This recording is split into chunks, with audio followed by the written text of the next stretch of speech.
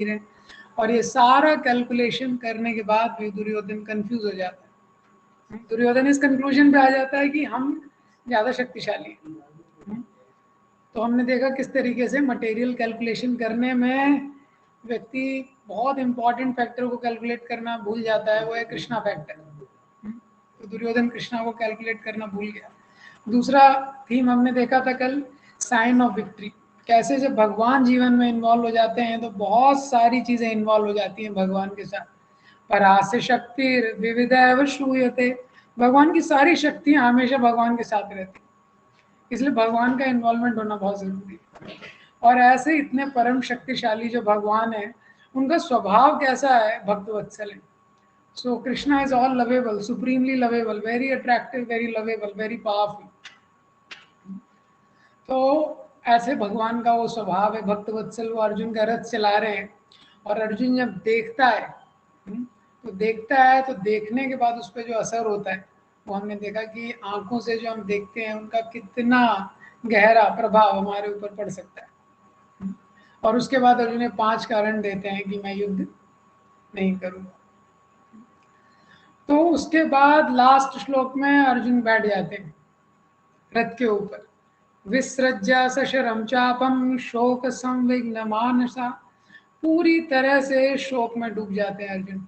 और वो गांडीव जिसके लिए अर्जुन ने प्रण लिया था कि कोई भी अगर मुझे गांडीव रखने के लिए बोलेगा तो मैं उसको मृत्यु कर दूंगा, उसका उसका वध कर दूंगा, वो गांडीव खुद ही संस्कृते हस्ते त्वक्चैवा परिदायते, वो गांडीव खुद ही उनके हाथ से फिसल जाता है और वो खुद ही वो उसको साइड में रख देते हैं, इस प्रकार से। तो अब हम दूसरे सेशन में ये दूसरा चैप्टर देखेंगे। तो पहले चैप्टर का नाम जो मैं आपको कल बताना भूल गया, उसका नाम है सैन्य निरीक्षण योगा या अर्जुन विषाद योगा। भगवत गीता क्या है कि योग शास्त्र है। योग शब्द का अर्थ है भगवान से कनेक्ट करना। तो अर्जुन विषाद योगा, सैन्य निरीक्षण योगा, इन दो शब्दों से ही हम समझ सकते हैं कि पहले अध्याय में क्या दिया है। तो पहले अध्याय में सेना का निरीक्षण हो रहा है और अर्जुन को विषाद हो रहा है। और आप लोगों की इन्फॉर्मेशन के लिए होमवर्क हमने डाला है, और अभी तक काफ़ी सारे स्टूडेंट्स ने होमवर्क सबमिट भी किया है। आप लोग सबमिट कर सकते हैं, आपके पास टाइम है ये, और आप लोग ऐप में वो होमवर्क देख सकते हैं। और जैसे जैसे आपको टाइम मिलता है वैसे वैसे आप उस होमवर्क को सबमिट कर सकते हैं, और उसका क्यूमुलेटिव इवैल्यूएशन एंड में किया जाएगा। तो अब हम दूसरा सेशन स्टार्ट करेंगे। स्टार्ट करने से पहले मैं वापस से आप लोगों से रिक्वेस्ट करूंगा, आप लोग अपना वीडियो ऑन कर सकते हैं, जिससे कि मुझे लगे कि मैं कुछ स्टूडेंट्स के साथ इंटरेक्ट कर रहा हूँ। तो अभी हम दूसरे सेशन में स्टार्ट करेंगे। तो ये है दूसरा अध्याय।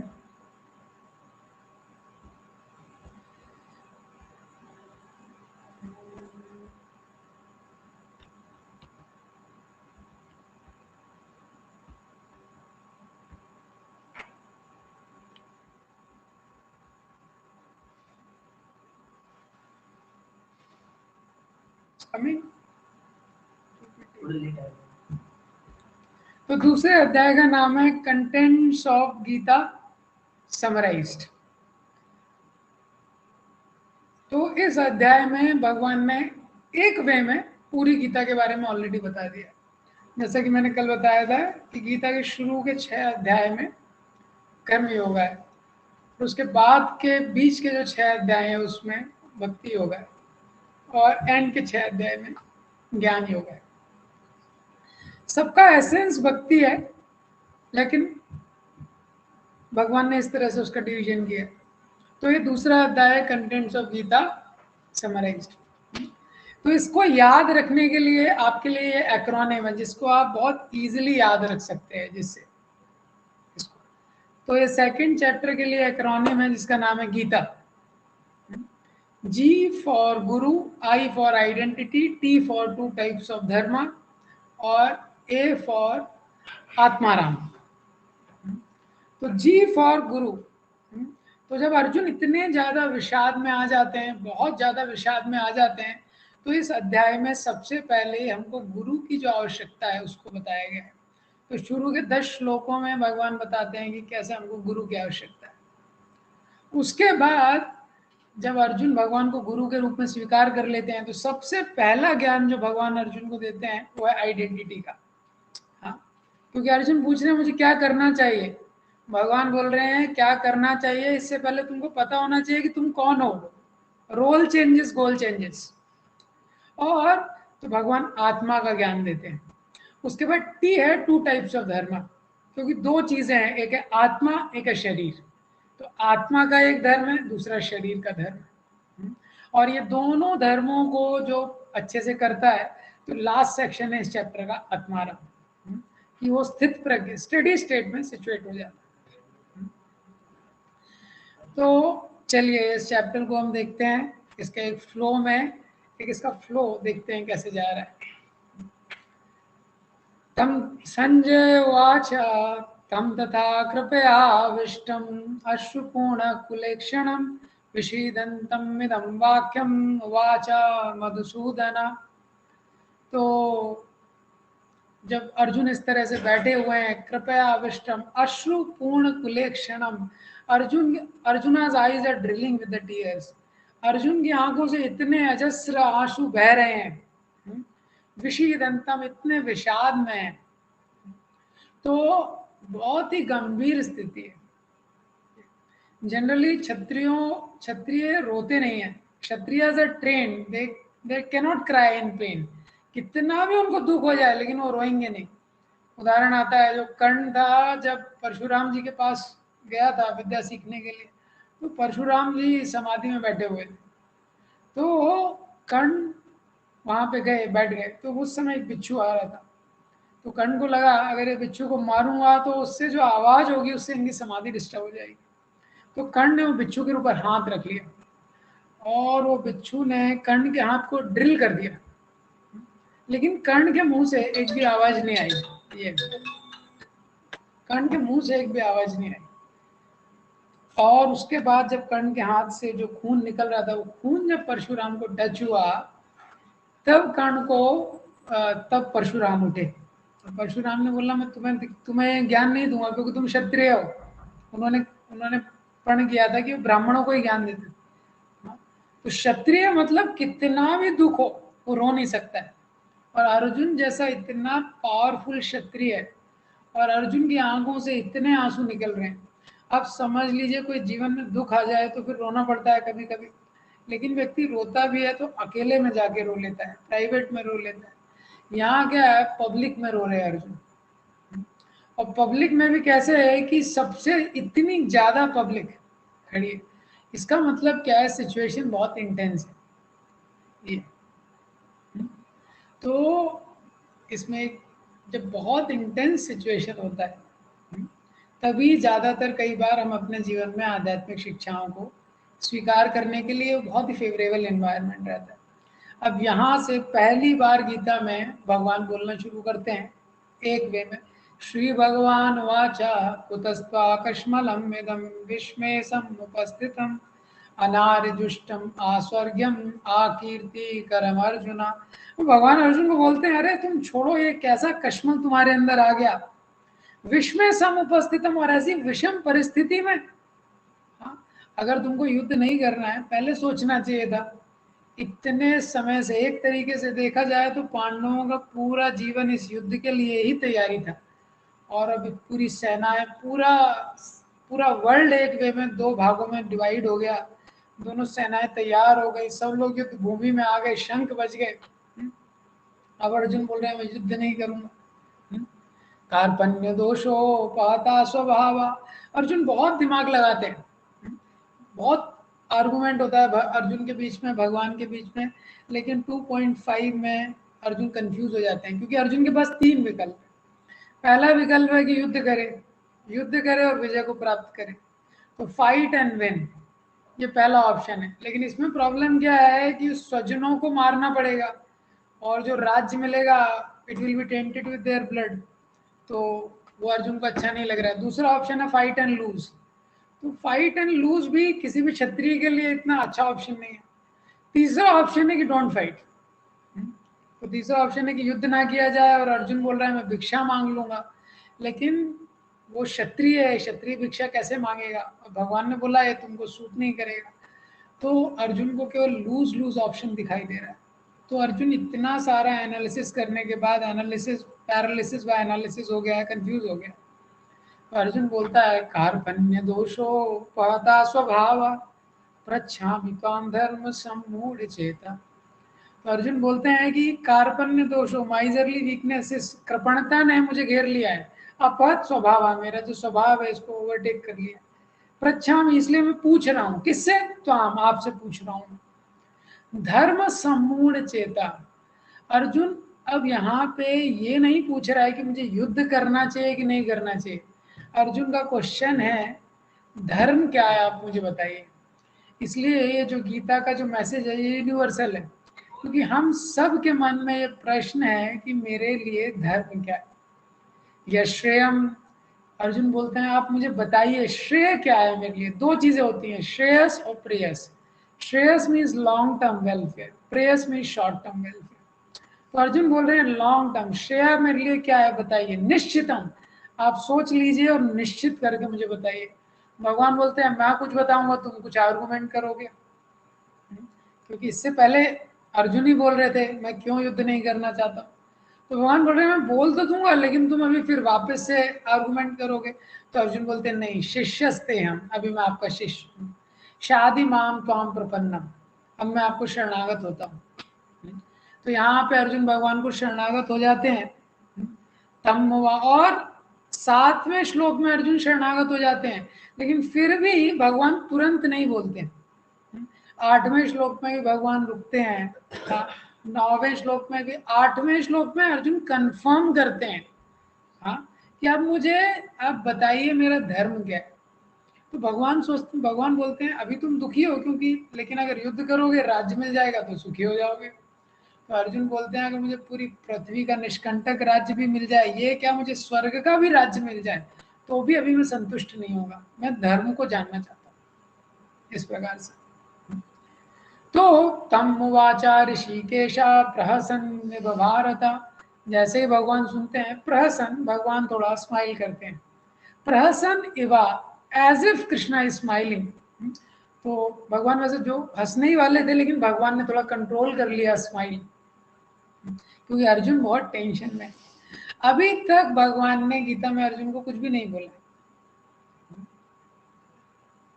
सो अनवांटेड, जब भी हम अनवांटेड एडवाइस देते हैं इस संसार में, unwanted advice is seen more as a interference than as a assistance.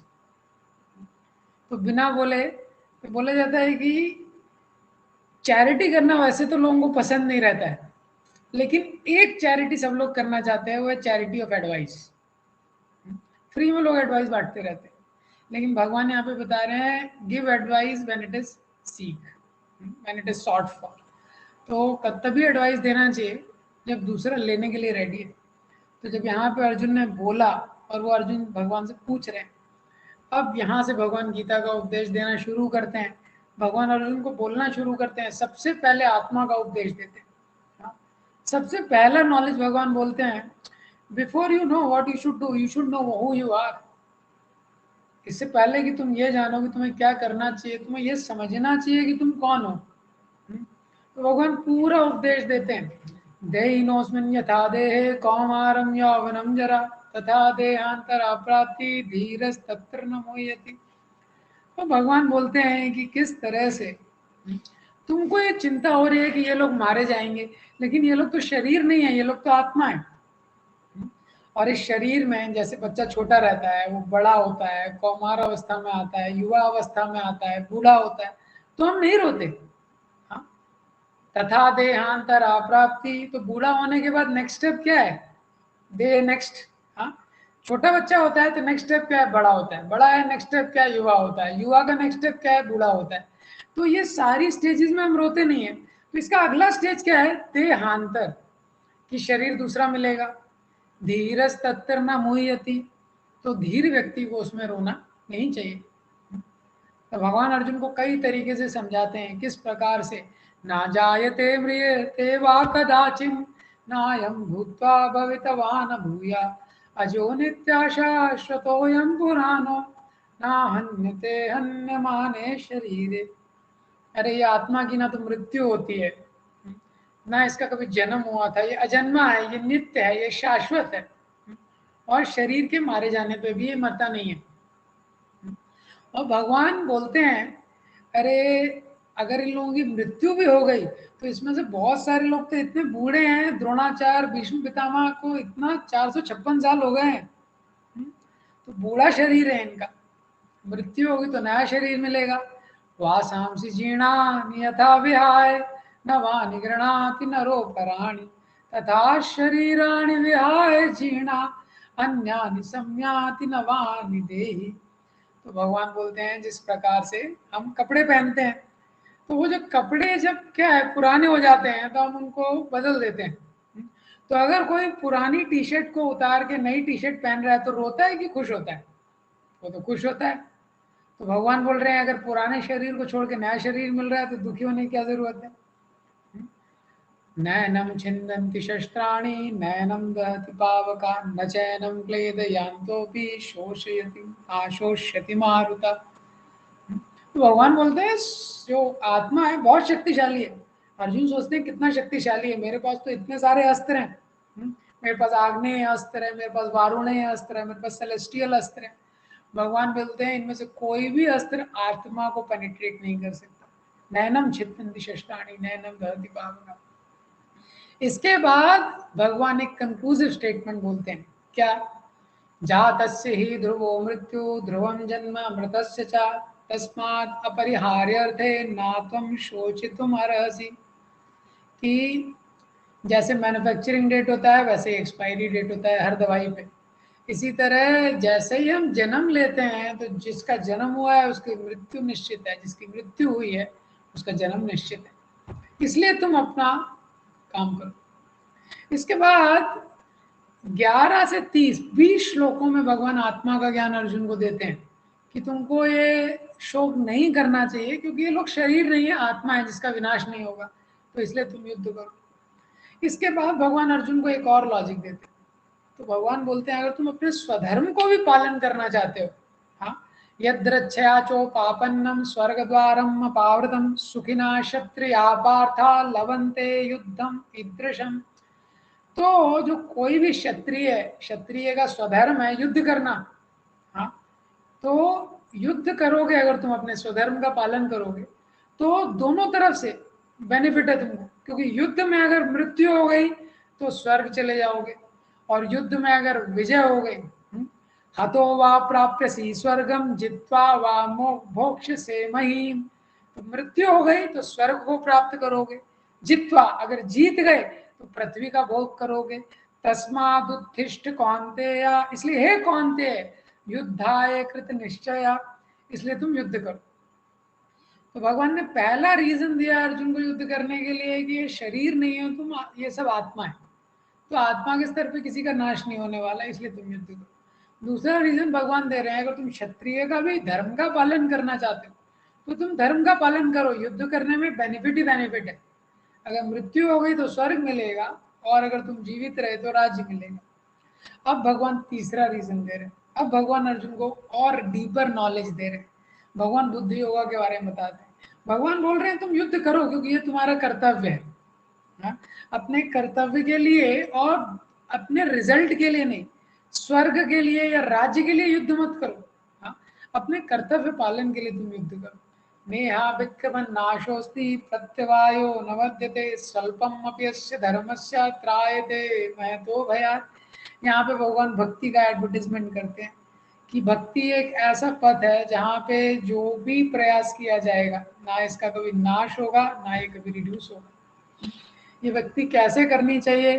व्यवसायत्मिका बुद्धि एकेहा कुरुनंदन बहुशाखा अनंतश्च बुद्धयो व्यवसायिनाम। तो उसके बाद भगवान बताते हैं बहुत स्पेशल ये अपॉर्चुनिटी है मनुष्य जन्म में कि हम लोग इसमें भक्ति कर सकते हैं, आध्यात्मिक क्रियाओं का पालन कर सकते हैं। तो जो भी बहुत स्पेशल अपॉर्चुनिटी है उसको बहुत स्पेशल अटेंशन देना चाहिए। तो 2.40 में भगवान बताते हैं भक्ति कितना स्पेशल है, 2.41 में भगवान बताते हैं कि कितने अटेंशन से इसको करना चाहिए। 2.44 में भगवान थोड़ा कॉशन देते हैं, वार्निंग देते हैं।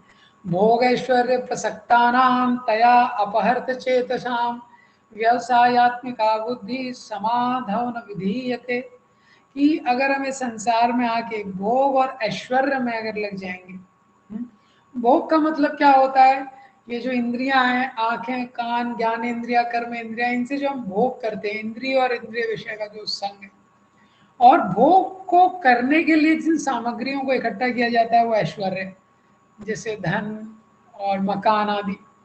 तो जब इस संसार में आके मनुष्य देह को प्राप्त करके अगर कोई भोग और ऐश्वर्य में आसक्त हो जाता है, तो क्या हो जाता है, तया अपहर्त चेतसाम। अपहर्त मतलब अपहरण शब्द आपने सुना होगा, किडनैप हो जाती है चेतना। जैसे मूवी में आप देखते हैं कि बच्चा स्कूल से निकल के आया, उसके पीछे एक ओमनी आई, उससे एक हाथ निकला, किडनैप हो गया। वैसे ही हमारी जो कॉन्शियसनेस, कॉन्शियसनेस किडनैप हो जाती है। तो भगवान बताते हैं कर्मण्यवाधिकार अस्ते, तुम्हारा अधिकार है, पूरा अधिकार है किस पे, कर्म पे। माँ फलेशु कदाचन, फल पे तुम्हारा अधिकार नहीं है। माँ कर्म फल हेतु हो, ये भी मत सोचो कि तुम कर्म के हेतु हो। हाँ, तो कोई सोचेगा कर्म पे मेरा अधिकार नहीं है, कर्म का हेतु भी नहीं हूं। मास्ते संगो अकर्मणि। हाँ, और तुम ना काम ना करने से भी अटैच मत रहो। तो चार चीजें इसमें बोल रहे हैं कि कर्म पे तुम्हारा अधिकार है। हाँ, तो कर्म पे अधिकार है तो फल पे भी अधिकार होना चाहिए। नहीं नहीं नहीं, भगवान बोल रहे हैं फल पे अधिकार नहीं है। हाँ, ठीक है, फल पे अधिकार नहीं है, लेकिन मेरे ही कारण ये रिजल्ट निकला है। नहीं, ये मत सोचो कि तुम हेतु हो। तो अगर फल पे भी अधिकार नहीं है, मैं भी हेतु नहीं हूं, तो मैं काम भी करूंगा। भगवान बोल रहे हैं मास्ते स्वंगो अकर्मणि, तुमको काम भी करना चाहिए। इस श्लोक की डिटेल से वाक्य हम लोग 3rd चैप्टर में थीम लेंगे, आर्ट ऑफ वर्क, उसमें एक्सप्लेन करेंगे। तो इस प्रकार से भगवान अर्जुन को बताते हैं कि तुम अगर बुद्धि योग में काम करोगे तो तुमको जो ये डर है, कोई भी रिएक्शन तुमको नहीं होगा। ये तो अर्जुन सोचते हैं कि जो व्यक्ति इस तरह से काम करता होगा उसका क्या सिम्टम होगा। हाँ, स्थित प्रज्ञ से का भाषा समाधिस्थ से केशवा स्थितिम की प्रभाषेता किम आसीत व्रजेत किम। हाँ, कि वो जो ऐसा व्यक्ति है जो ऐसे काम करता है उसकी क्या भाषा है, वो कैसे बोलता है, कैसे बैठता है, संसार में कैसे चलता है। हाँ, तो ये आत्माराम सेक्शन है। तो भगवान 2.55 में उसका जनरल सिम्टम बताते हैं। प्रजाहाति यदा कामान, जो स्थित प्रज्ञ व्यक्ति है, जिसकी जो चेतना है, जिसकी जो इंटेलिजेंस है वो स्टेडी है, तो वो ये संसार में जितनी भी भोग करने की इच्छाएं है उससे मुक्त रहता है। प्रजाहाति he gives up all desires for sense enjoyment मनोगतान born of the mental speculation। हाँ, तो अभी जब हम ऐसा सुनते हैं तो हमको लगता है बहुत ड्राई हो जाएगा इसका लाइफ। हाँ, ये तो बिल्कुल भी सेंस ग्रेटिफिकेशन नहीं कर रहा है, इंद्रिय तृप्ति नहीं कर रहा है। नहीं, आत्मनि एवात्मन तुष्टा, उसको एंजॉयमेंट मिल रहा है किसी और जगह से, उसको एक इंटरनल एंजॉयमेंट मिल रहा है। ये इंटरनल एंजॉयमेंट क्या होता है, इसकी हम चर्चा करेंगे जैसे गीता के फ्लो में आगे बढ़ेंगे। तो उसके आगे के बहुत सारे कैरेक्टरिस्टिक बताए गए हैं। तानि सर्वाणि संयम्या, सारी इंद्रियों को संयम करके युक्त आसीत मत्परा, वो भगवान पे अपनी चेतना को फोकस करता है, कॉन्सेंट्रेट करता है। ऐसा जो व्यक्ति है। उसके बाद भगवान 62 63 में बताते हैं कि इंद्रिय संयम करना भी महत्वपूर्ण है, और हमको ये भी ध्यान रखना चाहिए कि मेरे मन में किस तरह के विचार आ रहे हैं। क्यों, ध्यायतो विषयान पुंसा, मन में जैसे विचार आएंगे, संगस्तेषु उपजायते, फिर संग करने की इच्छा होगी, संगात संजायते कामा, वो इच्छा बहुत तीव्र हो जाएगी, तीव्र हो जाएगी उसको पूरा करने के लिए। कामा क्रोधो विजायते, और अगर वो पूरी नहीं हुई तो क्रोध उत्पन्न हो जाएगा। क्रोधो भवति सम्मोहा, क्रोध, अगर क्रोध में आने के बाद क्या होता है, व्यक्ति आपने देखा है सम्मोह, डिल्यूजन में आ जाता है। डिल्यूजन के बाद सम्मोह स्मृति विभ्रमा, स्मृति विभ्रमा हो जाता है। तो ये भगवान ने इन शॉर्ट में इस चैप्टर में बताया। तो ये भगवत गीता के 2nd चैप्टर का ये लेआउट है। ये इसमें 5 सेक्शन है जो आप देख सकते हैं। सबसे पहले अर्जुन अपने डाउट्स बोलते हैं अर्जुन भगवान को, और भगवान को सरेंडर कर देते हैं। और उसके बाद सबसे पहला रीजन भगवान देते हैं अर्जुन को, ज्ञान के माध्यम से कि हम शरीर नहीं है, हम आत्मा है। There is no death for soul and the body can never be saved. उसके बाद दूसरा रीजन देते हैं कर्मकांड, कि अगर तुम युद्ध करोगे डेथ होगी तो भी विन है, और मृत्यु और विजय होगी तो भी तुम्हारी विक्ट्री है। उसके बाद बुद्धि योग के माध्यम से भगवान बोलते हैं अर्जुन को कि तुम किसी मटेरियल गेन के लिए युद्ध मत करो, अपने पूरे नॉलेज में तुम युद्ध करो क्योंकि तुम्हारा ड्यूटी है। और जो इस तरह से काम करता है उसकी कॉन्शियसनेस को भगवान लास्ट स्थित प्रज्ञा सेक्शन में डिस्क्राइब करते हैं। हाँ, तो अब हम लोग इस चैप्टर के पहले थीम पे चलेंगे। तो ये चैप्टर में भगवान ने पूरी गीता को एक वे में समराइज किया।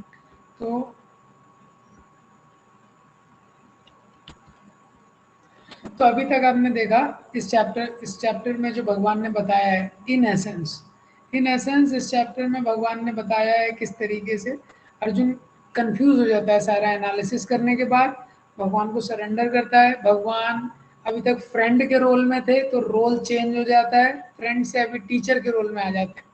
तो जब टीचर के रोल में आते हैं तो सबसे पहले नॉलेज देना शुरू करते हैं। गुरु का कर्तव्य है ज्ञान देना, तो नॉलेज में सबसे पहली नॉलेज किसकी देते हैं? सबसे पहला नॉलेज देते हैं you are not the body you are soul, आत्मा का ज्ञान देते हैं। उसके बाद भगवान बोलते हैं अगर अपनी तुम ड्यूटी भी कंसिडर करो स्वधर्म, तो भी तुम्हें युद्ध करना चाहिए। उसके बाद भगवान बोलते हैं कि बुद्धि योग, अगर तुमको चाहिए कि कोई भी रिएक्शन तुमको ना हो फाइट करने के लिए, तुम बुद्धि योग में निष्काम कर्म योग तुम युद्ध करो क्योंकि तुम्हारा कर्तव्य है। और ऐसा जो व्यक्ति है उसके सिम्टम है उसको एंड में डिस्क्राइब करते हैं। तो अब हम चलते हैं इसके आगे के।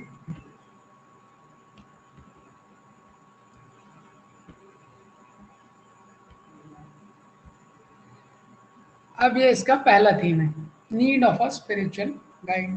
तम तथा कृपयाविष्टम अश्रुपूर्णकुलेक्षणम विषीदंतम इदं वाक्या वाचा मधुसूदन। तो यहाँ पे हम देखते हैं कि अर्जुन कितनी ज्यादा टेंशन में है। जैसे कि मैंने सेशन के शुरू में बताया कि अर्जुन की आंखों से अश्रु गिर रहे हैं। क्षत्रिय के लिए रोना ये स्वाभाविक बात नहीं है ये। और इतने ज्यादा टेंशन में आने के बाद अर्जुन फाइनली जो 7वां वर्ष होता है उसमें भगवान को सरेंडर कर देते हैं। शिष्यस्ते हैं, अर्जुन बोलते हैं कि मैं आपका शिष्य हूँ। तो जब भी हम इंटेंस होते हैं, when one is intense and one is seeking, he gets the right help। तो ये एक सिद्धांत है। हम देखते हैं कि जब हम किसी चीज को वास्तव में ढूंढ रहे होते हैं, किसी चीज को वास्तव में सर्च करने की कोशिश करते हैं, तो अब हमको हेल्प मिलती है। दूसरा चीज क्या है कि भगवान ने अभी तक नहीं बोला। हाँ, भगवान वेट कर रहे हैं कि अर्जुन कब रेडी हो जाए नॉलेज लेने के लिए, because the knowledge can be best receive when it is desired. तो जब स्टूडेंट रेडी हो, हाँ, तब जब टीचर बताएगा then he can assimilate something. तो ये जो वर्स है इसमें सबसे इंपॉर्टेंट एक टीचिंग है कि ये जो 2.7 का आप परपोर्ट देखेंगे, बहुत ही सुंदर तात्पर्य प्रभुपाद जी ने दिया है। उसमें वो एक चीज एक्सप्लेन करते हैं कि अर्जुन को अर्जुन अर्जुन जैसा जो शक्तिशाली वॉरियर है, अर्जुन इसी शरीर में स्वर्ग में गए थे, इंद्र को सपोर्ट किया था, नंबर 1 आर्चर हैं और इतने शक्तिशाली हैं, भगवान खुद इनके फ्रेंड हैं। लेकिन ऐसे अर्जुन के जीवन में भी इस प्रकार की परिस्थिति आ गई कि उनकी आंखों से आंसू गिर रहे हैं। तो ये शब्द यहाँ पे प्रभुपाद जी ने यूज किया है, परप्लेक्सिटी। परप्लेक्सिटी इस शब्द का मतलब क्या है? परप्लेक्सिटी मतलब प्रॉब्लम नहीं है, परप्लेक्सिटी मतलब ऐसी प्रॉब्लम जिसका सोल्यूशन नहीं। मतलब अगर कोई समस्या है, अब उस समस्या के लिए दो विकल्प हैं, और जो दो विकल्प हैं वो भी अपने आप में एक समस्या है। हाँ, तो हमारे जीवन में life is not like a straight line. तो चीजें वैसे होती नहीं है जैसा हम प्लान करते हैं। तो कुछ समस्याओं के लिए हम रेडी रहते हैं, लेकिन हमारे जीवन में कुछ ऐसी समस्याएं होती हैं जिनके लिए हम रेडी नहीं रहते। और भौतिक जगत जो है, material world is characterised by constant unpredictable changes. तो मटेरियल वर्ल्ड मतलब परिवर्तन ये संसार का नियम है, कांस्टेंट परिवर्तन होता है। हाँ, तो परिवर्तन में कुछ चेंजेस के लिए हम लोग रेडी रहते हैं। जैसे अगर आप बीमार हैं, डॉक्टर के पास गए, डॉक्टर ने बोला फीवर है तो हम रेडी हैं, डॉक्टर ने बोला कैंसर है तो हम रेडी नहीं। तो अनप्रिडिक्टेबल, तो अनप्रिडिक्टेबल चेंजेस इस संसार में होते हैं, कांस्टेंट अनप्रिडिक्टेबल चेंजेस। तो ये जो परप्लेक्सिटी की सिचुएशन आती है, इसको कैसे हैंडल किया जाए। जैसे हम देखते हैं कि कभी कभी कोई स्त्री है, कोई लेडी, कोई प्रेग्नेंट है, और डिलीवरी के समय डॉक्टर बोलते हैं कुछ कॉम्प्लिकेशंस आ जाते हैं, तो बोलते हैं कि आप बताइए किसको बचाना है, माँ को बचाना है या बच्चे को बचाना है।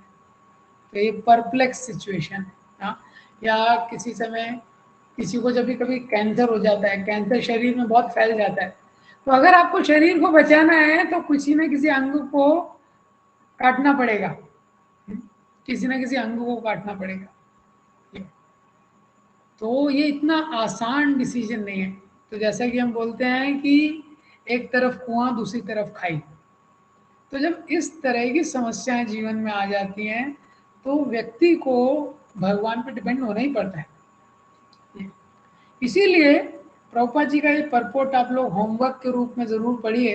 प्रभुपाद जी तात्पर्य में लिखते हैं, the academic knowledge, or scholarship, or wealth, or intelligence, all these does not come to help when we are facing the real crisis of life, when we face the real challenges in life। इसीलिए ये शास्त्र का एक important सिद्धांत है कि we need a spiritual guide. Generally ये संसार में हर चीज के लिए हम टीचर के पास जाते हैं।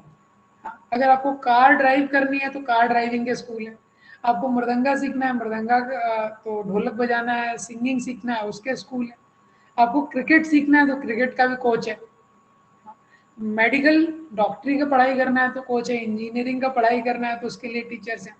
लेकिन हम लोगों के मन में भारत में ऐसी धारणा रहती है कि धर्म के लिए हमको किसी के पास जाने की जरूरत नहीं है।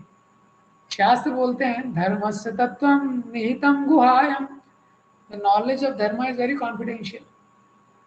सो ये पहला सिद्धांत है कि we need a spiritual guide. जैसे कल किसी ने एक प्रश्न पूछा था, हम गीता पढ़ते हैं, गीता समझ में नहीं आ रही कई बार। क्यों? क्योंकि जो शास्त्र हैं वो पढ़ना भी महत्वपूर्ण है, पर किसी ना किसी के गाइडेंस में पढ़ना उससे ज़्यादा हमको बेनिफिट होगा। तो ये पहला सिद्धांत है, need of a spiritual guide. अब इसके आगे इसका दूसरा थीम हम देखते हैं। तो देखिए आप लोगों के लिए क्वेश्चन है, while dealing with the perplexities of life, what we need the most? Finance, knowledge, physical strength or spiritual guidance? इस क्वेश्चन का आंसर तो आप सब लोगों को पता है, लेकिन हमको सोचना चाहिए कि क्या हम इसको अपने लाइफ में अप्लाई कर रहे हैं। तो ये जो क्वेश्चन है ये बहुत इंपॉर्टेंट है हमारे लिए। इसका प्रैक्टिकल एप्लीकेशन क्या है, हम जो भी हैं, हम जहाँ पे भी हैं, हमको एटलीस्ट कुछ स्पिरिचुअल पर्सनालिटी से कनेक्ट रहना चाहिए लाइफ में। ये इसका प्रैक्टिकल एप्लीकेशन। अब इसके बाद जो दूसरा थीम है इस चैप्टर का बहुत इंपॉर्टेंट, वो है साइंस ऑफ सोल। तो भगवान यहाँ पे अर्जुन को बताते हैं, अशोचयन अनवोसचस्तम प्राज्ञावादांश भाषसे गतासूना गतासूंचा नानुशोचन्ति पंडिता। तो जैसे ही भगवान टीचर का रोल लेते हैं, तो भगवान बोलते हैं अशोचयन अनवोसचस्तम, तुम उस चीज के लिए शोक कर रहे हो जिसके लिए शोक नहीं करना चाहिए। प्रज्ञावादांश भाषसे, तुम you are speaking the language of intelligent person, you are speaking the language of wise but you are not wise। तो प्रज्ञ जो लोग बुद्धिमान हैं उनकी तुम भाषा बोल रहे हो, लेकिन तुम बुद्धिमान नहीं हो। हाँ, क्योंकि जो इस संसार में है और ये जो इस संसार से चला गया है, इन दोनों के लिए जो पंडित लोग हैं वो शोक नहीं करते। तो भगवान जैसे ही भगवान ने टीचर का रोल लिया, तो लर्निंग बिगिंस विथ अनलर्निंग। सबसे पहले अर्जुन के कॉन्सेप्ट भगवान ठीक कर रहे हैं, कॉन्सेप्ट ठीक कर रहे हैं। तो भगवान बोल रहे हैं जो ये संसार में है, जो संसार में नहीं है, उसके लिए लोग शोक नहीं करते हैं। क्यों? क्योंकि हम लोग शरीर नहीं है, हम आत्मा है। उसके बाद भगवान अर्जुन को बोलते हैं कि देखो ये सारे ये संसार में भी देहिनोस्मिन यथा देहे, ये शरीर के अंदर एक आत्मा है, देह के अंदर एक देही है। हाँ, कौमार यौवनम जरा, और ये जो देह है, ये जो शरीर है, छोटा था, फिर बड़ा हुआ, फिर युवावस्था, फिर वृद्धावस्था को प्राप्त हुआ, लेकिन जो अंदर व्यक्ति था वो चेंज नहीं हुआ। हम लोग छोटे रहते हैं, फिर बड़े होते हैं और बड़े होते हैं। हमारे शरीर में नित्य चेंज हो रहा है, कांस्टेंट चेंज हो रहा है। साइंस के अकॉर्डिंग भी हर 7 साल में शरीर के पूरे सेल चेंज हो जाते हैं, लेकिन हमको नहीं लगता कि हम चेंज हुए हैं। इसका मतलब हम शरीर नहीं है, ठीक है, तो हम आत्मा है। भगवान बोल रहे हैं इसी तरह से तथा देहांतरा प्राप्ति। हाँ, इसी तरह से जब ये शरीर बूढ़ा हो जाता है तो नया शरीर दिया जाता है। तो अर्जुन ये सुनता है, तो अर्जुन बोलते हैं ये ठीक है, जो आप बोल रहे हैं ये ठीक है, लेकिन इस शरीर के साथ इतनी भावनाएं जुड़ी हुई है।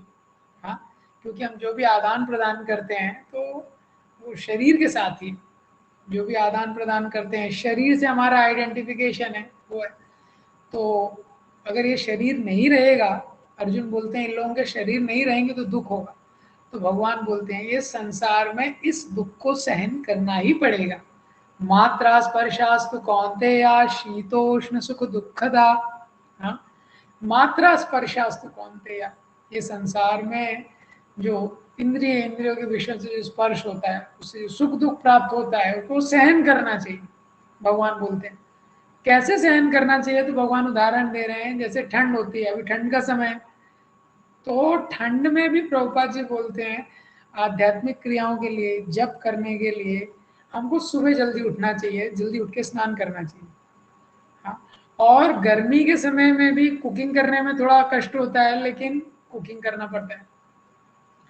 तो भगवान बोल रहे हैं कि ये संसार में सहन करना पड़ता है। हाँ, बिकॉज जब तक हम संसार में, struggle is the name of the game as long we live, and tolerance is the way to live. तो कई बार जब हम टॉलरेंस की बात करते हैं, सहन करने की, तो लोगों को लगता है तो अत्याचार हो रहा है, एक्सप्लॉइटेशन हो रहा है। ये अत्याचार नहीं है, टॉलरेंस अलग है, टॉर्चर अलग है। Tolerance gives focus. जो व्यक्ति टॉलरेट नहीं करेगा तो फोकस नहीं कर पाएगा।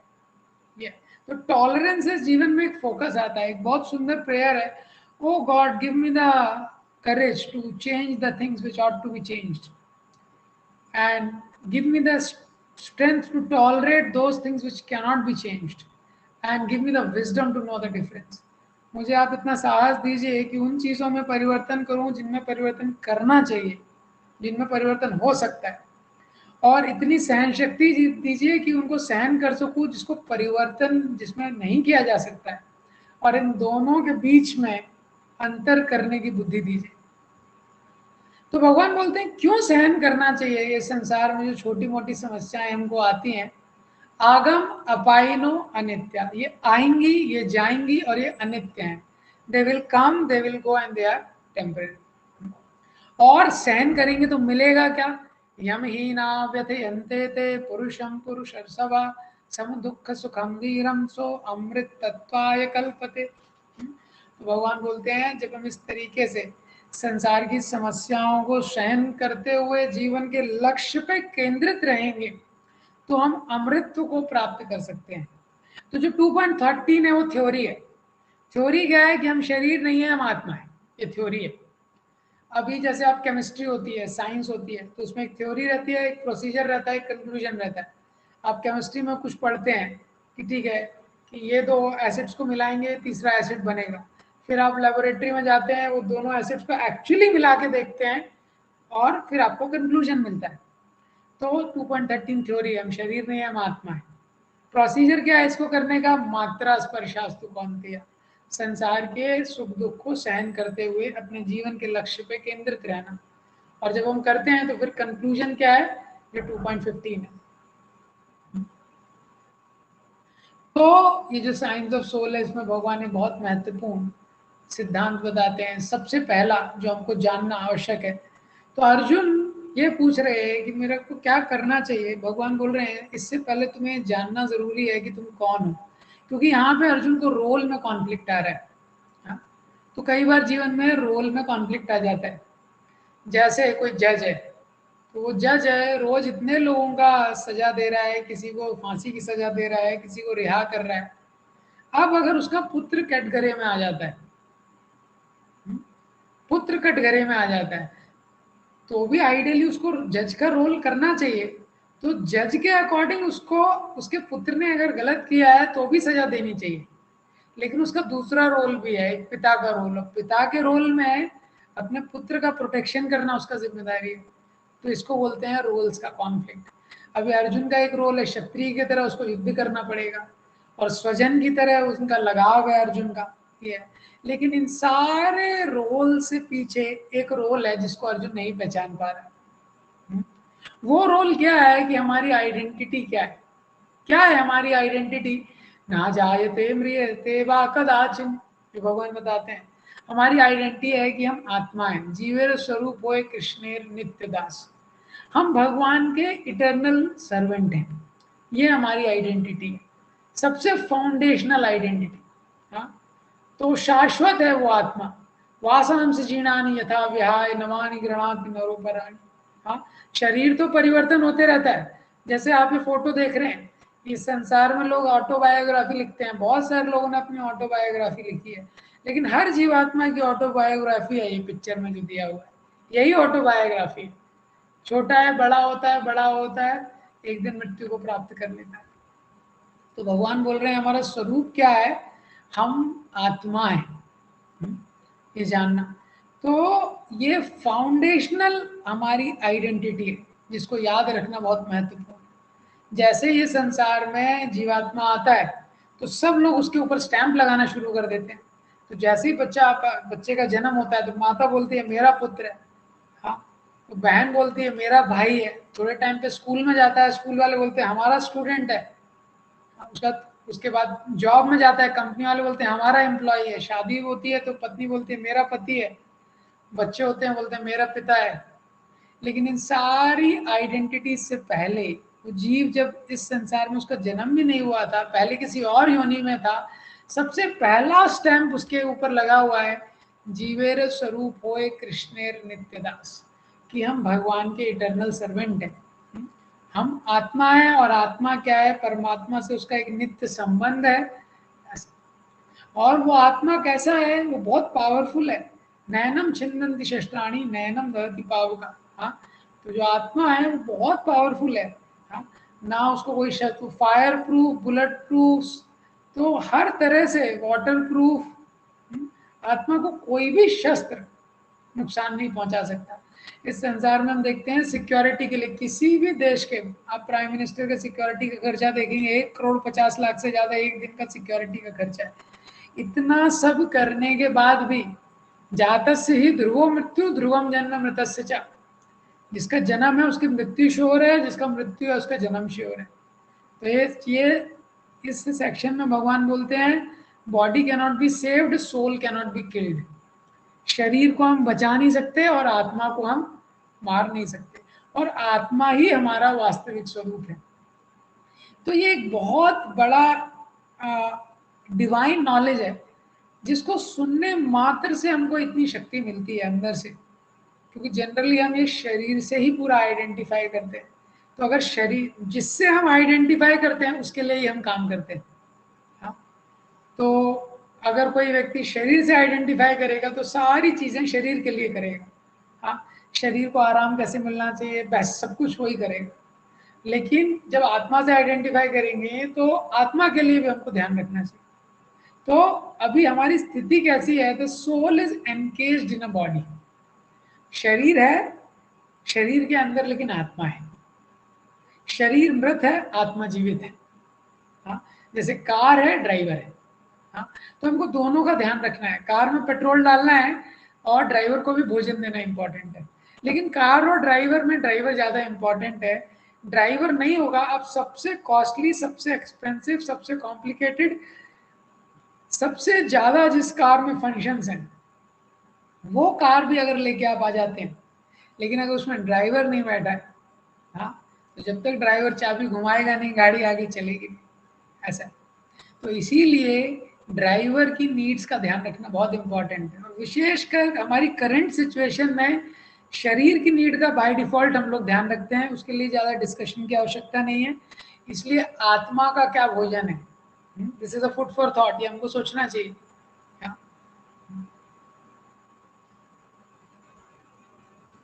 तो ये जो सोल है 1/10,000 ऑफ टिप ऑफ एयर, ये हमारा रियल आइडेंटिटी है। तो ये हमारा जो सोल है ये इम्यून है, किससे? वाटर से, फायर से, एयर से, या ऑल ऑफ दिस। तो आप लोग इसका आंसर बता सकते हैं। अब इसके बाद भगवान इस चैप्टर में बताना शुरू करते हैं ग्लोरी ऑफ भक्ति एंड हाउ टू परफॉर्म। तो भगवान बोलते हैं भक्ति का पद कितना स्पेशल है। नेहा विक्रम नाशोस्ति प्रत्यवायो न विद्यते स्वल्पम अपि यस्य धर्मस्य त्रायते महतो भयात्। कि इस पथ पे जो भी एंडेवर किया जाए ना, यह अभिक्रम, अभिक्रम मतलब प्रयास, हाँ, वो कभी नाश नहीं होगा उसमें। प्रत्यवायो न विद्यते, नाश तो क्या, कभी डिक्रीज भी नहीं होगा। इस संसार में कभी भी कोई व्यक्ति बिजनेस करता है, कोई भी बिजनेस करता है, तो उसको दो चीज की टेंशन रहती है। तो पहली चीज की उसको टेंशन रहती है कि जो भी चीज मैं कर रहा हूँ, हाँ, जो भी चीज मैं कर रहा हूँ ये नाश ना हो, ये मतलब ऐसा ना हो कि इसमें प्रॉब्लम आ जाए, खत्म हो जाए, डिस्ट्रॉय हो जाए। तो उसको ऐसा टेंशन रहता है कि बिजनेस क्रैश ना हो जाए, फेलियर ना हो जाए। और कोई भी बिजनेस में व्यक्ति जब एनर्जी डालता है, अपना प्रयास डालता है, तो दूसरा उसको टेंशन रहता है कि जिस चीज़ का मैं बिजनेस कर रहा हूँ प्रोडक्ट की डिमांड कम ना हो जाए, उसकी वैल्यू कम ना हो जाए। जैसे आपको पता है कंप्यूटर में पहले फ्लॉपी डिस्क लोग यूज करते थे, फ्लॉपी डिस्क, उसके बाद सीडी यूज करते थे, लेकिन ये सब आज की डेट में ऑब्सोलीट हो गया ऑलमोस्ट। हाँ, ये तो उसका कोई वैल्यू नहीं रह गया। तो भगवान बोल रहे हैं भक्ति एक ऐसा बिजनेस है, इसमें तुम अपना पूरा शेयर डाल दो, पूरा इन्वेस्टमेंट डाल दो अपना, किसका? टाइम का। क्योंकि हमारे पास जो सबसे बड़ा खजाना है वो क्या है? वो बैंक बैलेंस नहीं है, वो डॉलर्स नहीं है, रुपीज नहीं है, गहने नहीं है, वो है ट्रेजर ऑफ टाइम। तो भगवान बोल रहे हैं जो टाइम का ट्रेजर मैंने तुमको दिया है, इसको तुम डाल दो भक्ति के बिजनेस में। तो प्रश्न उठता है, अरे डिस्ट्रॉय तो नहीं हो जाएगा? भगवान बोल रहे हैं नाशोस्ती है, कभी डिस्ट्रॉय नहीं होगा। हाँ, और इसका वैल्यू तो कम नहीं हो जाएगा। भगवान बोल रहे हैं प्रत्यवायो न विद्यते, हमेशा डिमांड में बना रहेगा, कभी भी डिस्ट्रॉय नहीं होगा ये। हाँ, इस जन्म में अगर हम कंप्लीट नहीं भी कर पाए, 40% किया तो 41% से स्टार्ट करेंगे। भौतिक जगत में जो भी पढ़ाई करते हैं, कुछ भी करते हैं, इस जन्म में हो सकता है कोई व्यक्ति करोड़पति हो और दूसरे जन्म में कॉकरोच का जन्म लेगा। हाँ, और हो सकता है भिखारी का जन्म हो जाए उसका। तो दूसरे जन्म में और इस जन्म में इतना मेहनत करके उसने इतना धन संपत्ति इकट्ठा किया, दूसरे जन्म में भीख मांग रहा है। लेकिन भक्ति में जो भी क्रेडिट है वो इटर्नली वो मेंटेन रहता है। 40% तक किसी ने खत्म किया तो 41 से स्टार्ट करेगा। भगवान बोल रहे हैं कभी डिस्ट्रॉय नहीं होने वाला है। और तो और भगवान बोल रहे हैं स्वल्पम अपि अस्य धर्मस्य, थोड़ा सा भी तुमने भक्ति कर दिया ना, थोड़ा सा भी जो भक्ति के पथ पे हमने काम किए हैं, त्रायते महतो भयात, महान भय से हमारी रक्षा करेंगे। बहुत बड़े बड़े भय से, महान भय से हमारी रक्षा करेंगे। हाँ? यहाँ पे भगवान भक्ति का एडवर्टीजमेंट कर रहे हैं। भक्ति को बताने के पहले एडवर्टीजमेंट करना जरूरी है, क्योंकि आजकल बिना एडवर्टीजमेंट के उनको समझ में नहीं आता है। फिर भगवान बोलते हैं भक्ति कैसे करनी चाहिए, इतना स्पेशल अगर कोई चीज है तो कैसे करनी चाहिए। व्यवसाय आत्मिका बुद्धि एके हा कुरनंदना। व्यवसाय आत्मिका का मतलब है जैसे व्यवसायी रहता है, जो दुकानदार रहता है, बिजनेस वाला व्यक्ति रहता है, पूरे समय बिजनेस के बारे में सोचता रहता है। आप उसकी दुकान में जाइए, वो नोट गिन रहा है, आपसे बात करते रहेगा, लेकिन उसकी पूरी कॉन्शियसनेस क्या है? नोट गिन रहा है वो कहीं और जाता है तभी भी सोच रहा है बिजनेस कैसे चलेगा, वो खा रहा है तभी भी सोच रहा है बिजनेस कैसे चलेगा, कुछ भी कर रहा है लेकिन उसके माइंड में बिजनेस चल रहा है। हाँ, so bhakti is our life, bhakti is not a part of our life, bhakti is our life. और spiritual life is not a part of our life, spiritual life is a real life in one. तो ये बहुत special opportunity है मनुष्य जन्म में व्यक्ति को कि वो सही तरीके से भक्ति की क्रियाओं में लगे। तो भक्ति की क्रियाओं को भगवान बोल रहे हैं फोकस्ड अटेंशन के साथ करना चाहिए, फोकस्ड अटेंशन के साथ, व्यवसायत्मिका बुद्धि, वन पॉइंटेड अटेंशन। हाँ, जैसे द्रोणाचार्य ने एक बार एक कंपटीशन किया, तो उन्होंने एक चिड़िया को पेड़ के ऊपर रख दिया, तो पेड़ की एक टहनी शाखा पे चिड़िया को लगा दिया, और उस कंपटीशन का उद्देश्य था चिड़िया की आंख पे निशाना लगाना था। सबसे पहले युधिष्ठिर को बुलाया, युधिष्ठिर को बोला धनुष बाण उठाइए, बोला टेक अ बो, टेक अ एरो, बाण लीजिए, टेक ए साधिए। मैंने पूछा आपको क्या दिख रहा है, तो युधिष्ठिर महाराज ने बोला मुझे पेड़ दिख रहा है। तो द्रोणाचार्य ने बोला और क्या दिख रहा है, तो युधिष्ठिर महाराज ने बोला मुझे शाखाएं दिख रही हैं। तो द्रोणाचार्य ने बोला आप वापस आ जाइए, साइड में आ जाइए। फिर भीम को बुलाया, तो भीम को बोला कि आप धनुष। द्रोणाचार्य ने पूछा आपको क्या दिख रहा है, तो मुझे पेड़ दिख रहा है। द्रोणाचार्य ने बोला और क्या दिख रहा है, तो भीम ने बोला फल दिख रहे हैं। तो द्रोणाचार्य ने बोला बाजू हट जाइए। फिर अर्जुन को बुलाया, तो अर्जुन से बोला आप धनुष बाण लीजिए, लक्ष्य साधिए। तो अर्जुन से पूछा भी आपको क्या दिख रहा है, तो अर्जुन ने बोला मुझे चिड़िया दिख रही है। फिर थोड़ी देर बाद द्रोणाचार्य ने पूछा आपको क्या दिख रहा है, तो अर्जुन ने बोला मुझे चिड़िया की आंख दिख रही है। द्रोणाचार्य ने बोला आपको कुछ दिख रहा है, और बोला मुझे और कुछ नहीं दिख रहा है। तो द्रोणाचार्य ने बोला शूट। तो ये उदाहरण दिया जाता है कि हमको जब हम भक्ति की क्रियाएं करते हैं तो बहुत ही ध्यान पूर्वक उन क्रियाओं में लगना चाहिए, तब हम उनका प्रॉपर बेनिफिट हमको मिल पाएगा।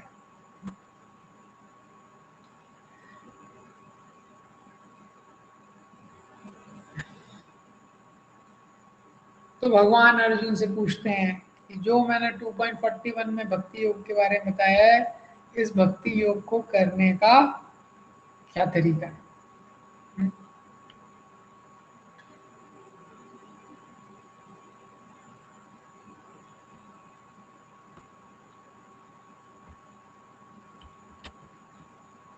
तो अभी तक ये, हाँ, आप सब लोगों ने सही आंसर दिया है, मतलब आप लोग काफी ध्यान से सुन रहे हैं। अब इस चैप्टर का लास्ट थीम है, समय तो नहीं है बहुत ज्यादा नहीं है, लेकिन मैं लास्ट थीम बहुत इंपॉर्टेंट थीम है, इसलिए आप इसको ध्यान से सुनिएगा। ये थीम से आप लोग बहुत ज्यादा सब लोग कनेक्ट कर पाएंगे। ये है पावर ऑफ थॉट्स और cycle to fall down.